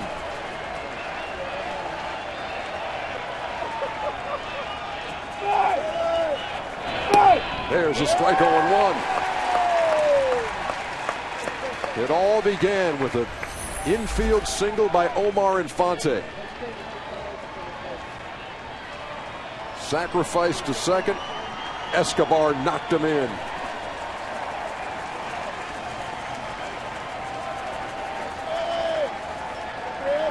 Cain has delivered a run-scoring single here in the ninth. And Britton just trying to get out of this now with this amount of damage, because Greg Holland is ready to try to close the door on any Baltimore comeback hopes in the bottom half of the ninth.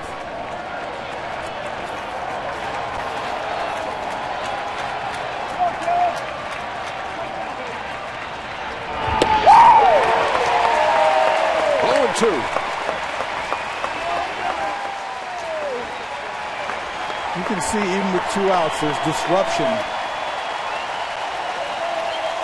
by the Kansas City runners. Dyson still will steal third with 2 outs. And Jonathan Scope is right behind second base, giving up the whole hole to the right. Pierce is trying to cover that hole, faking back to first with Lorenzo Cain.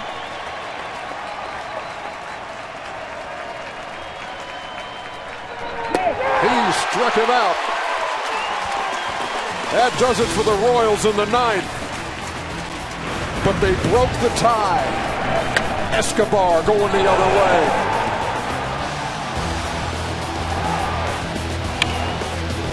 And then Lorenzo Cain. Have a day, won't you?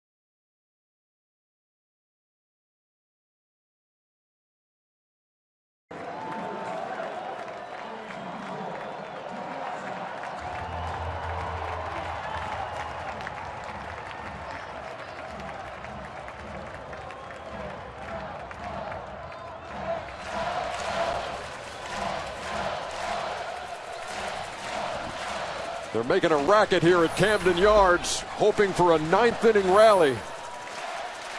They trail the Royals by 2. Christian Colon is the new second baseman. Omar Infante was run for after his infield hit in the 9th. Greg Holland is the new Kansas City pitcher. He's their closer.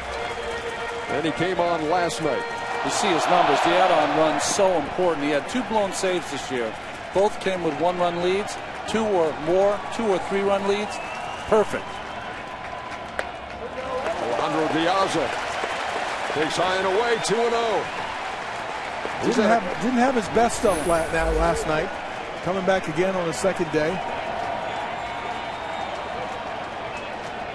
Diaza's had a couple of hits. He's scored 2 runs today. That's over. 2 balls and 1 strike. That's the proper play, Kyle, right? Down by 2 runs, 2-0. You got to take a strike. You don't really want to when you have lights out stuff against the closer. But he was wild a little bit last night.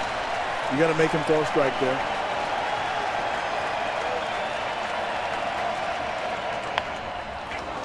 Popped him up.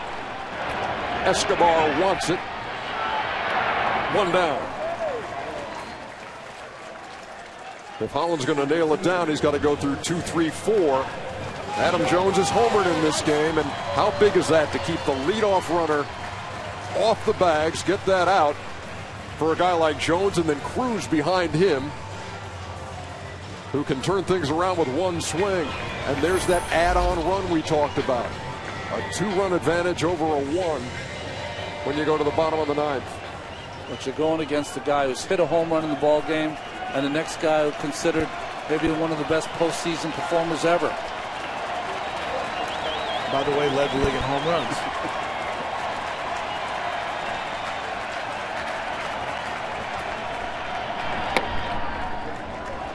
Ball 1 to Adam Jones, whose homer came in the 3rd inning. 2-run shot.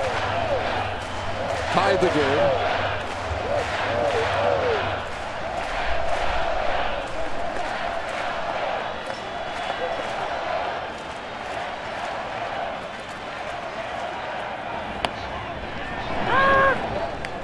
Out even, 1 ball, 1 strike.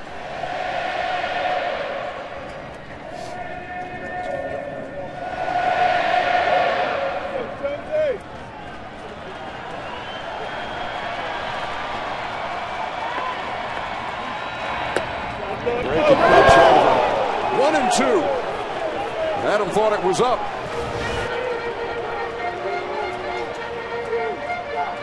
Saw Perez pull that down into the strike zone. One of those breaking balls that did not break.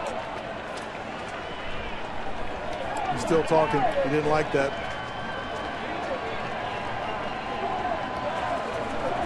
Royals an AL best, 47-34 away from home, and trying to go 4-0 in the postseason on the road. Moustakas on a hop. Throws him out. 2 down here in the 9th.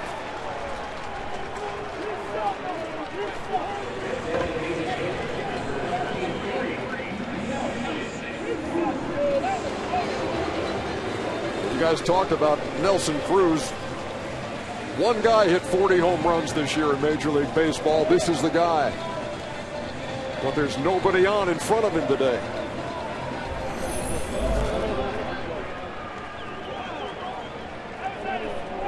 Wade Davis did it in the 9th inning last night. Holland trying to do it here in the 9th again. 2, 3, 4.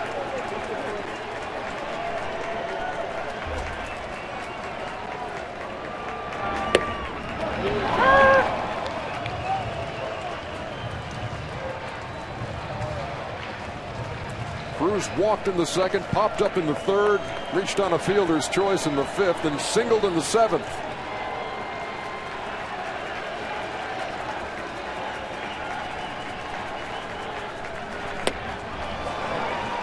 No balls, 2 strikes. Kansas City a strike away from a 2-0 lead in the ALCS.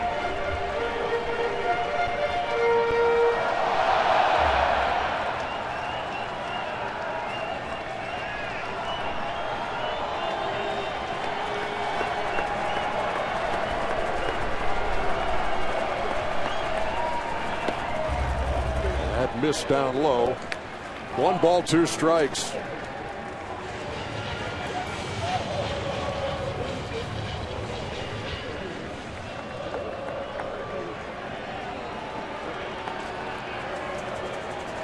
I think Nelson would rather be in a position to pick out a pitch, to try to get a pitch to drive.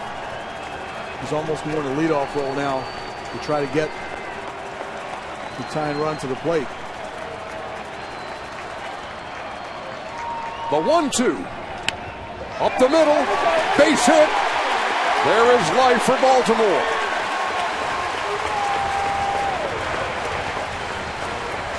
Cut down on the swing a little bit. Throw the ball right back up the middle. I think sometimes when we talk about home run hitters, we get stuck on their power and forget a guy like Nelson Cruz is just a good hitter.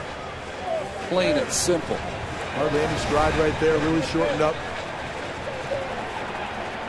That brings Steve Pearce to the plate, and his frustration was obvious in his last trip. A shallow fly out to left with the go-ahead run at third. And he's behind 0-1.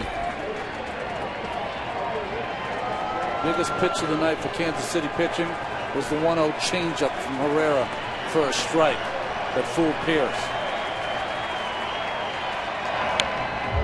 Quickly he falls behind 0-2.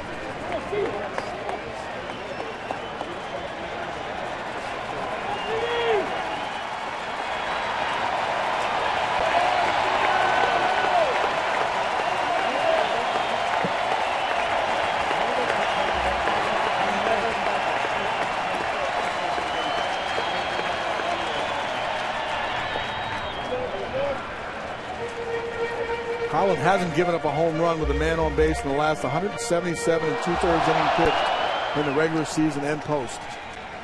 So you're hoping he gives up a home run, but he hasn't.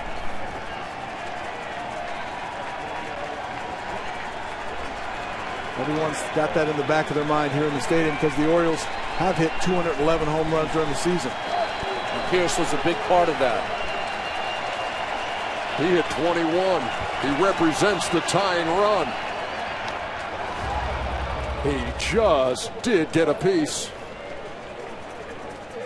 Got a piece of that ball, and the ball got a piece of Perez.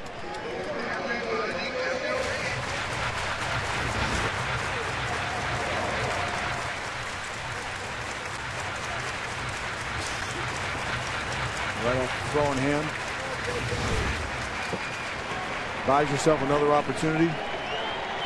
25 times during the regular season, Herrera, Davis, and Holland appeared in the game. 21 of those times, they did not give up a run. They're on the verge again.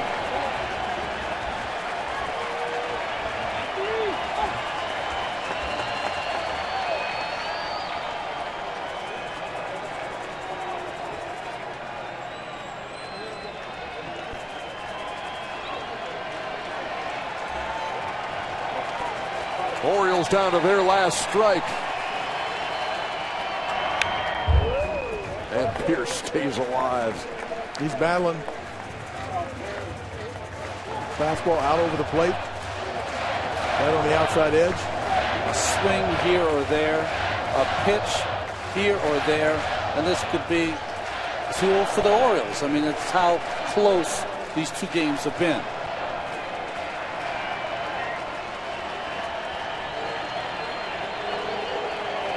Cruz leads from first.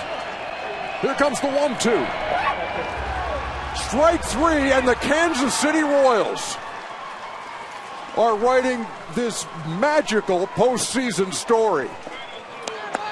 They come to Baltimore and take the first two after a sweep of the Angels, who had the best record in baseball, and after coming from behind to win the wild card game.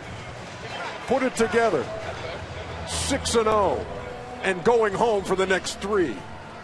Unbelievable. I could only walk you through Kansas City baseball in the top of the ninth inning. An infield hit, a man with 4 home runs, sacrifices. They get a big base hit from their shortstop, who was 0 for 4 to that time. an error on the third baseman, a 2-out hit by Kane. It just goes on and on and on. Alex Gordon said, we always seem to find a way. Whoa. Camden Yards, silent. Go to Matt Weiner. E.J. Lorenzo Cain's fingerprints are all over this win. 4 hits, a couple of runs scored, an insurance run knocked in, and the defensive play of the series so far. This Orioles team hadn't lost back-to-back games here in Baltimore since June. How are you getting out of here 2-0? I don't know. You know, we got a lot of guys that's willing to do whatever it takes to find a way to win. So we did a great job tonight, just hanging in there. Pitcher did a great job keeping the ball game close, and like I said, we came up with some clutch hits at the end there. It's your style. How much fun is it to impose your style to make things happen out there? So I try to do. You know, like I said, our pitcher's been doing a great job, outstanding job all season long. So I'm just trying to do the best I can to be a playmaker behind them. And like I said, I'm just laying out, doing whatever it takes to make a play. How far did you run to get to that J.J. Hardy liner? It was definitely a long run. I'm not sure how far, but like I say, I feel like I was in front right field a little bit. But like I say, I'm willing to do that to make a play out there. This has got to be the week of your life. A brand new baby boy at home, whether he knows it or not.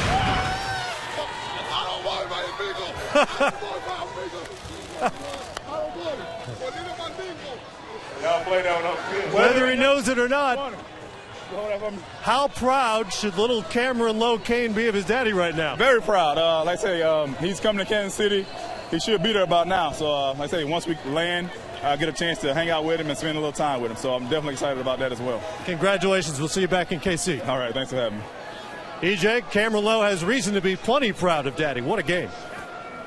You know, for Lorenzo Cain, life on and off the field just doesn't get any better than this. He said earlier this week he was the one crying like a baby when he was there for the birth. He has a huge game, too, here. Kansas City up 2-0 in this series and heading for home. For Ron Darling, Cal Ripken, Matt Weiner, Mike Bordick, Steve Fiziak, and the rest of the crew, Ernie Johnson bidding you a good night from Baltimore. We are watching something special here, folks.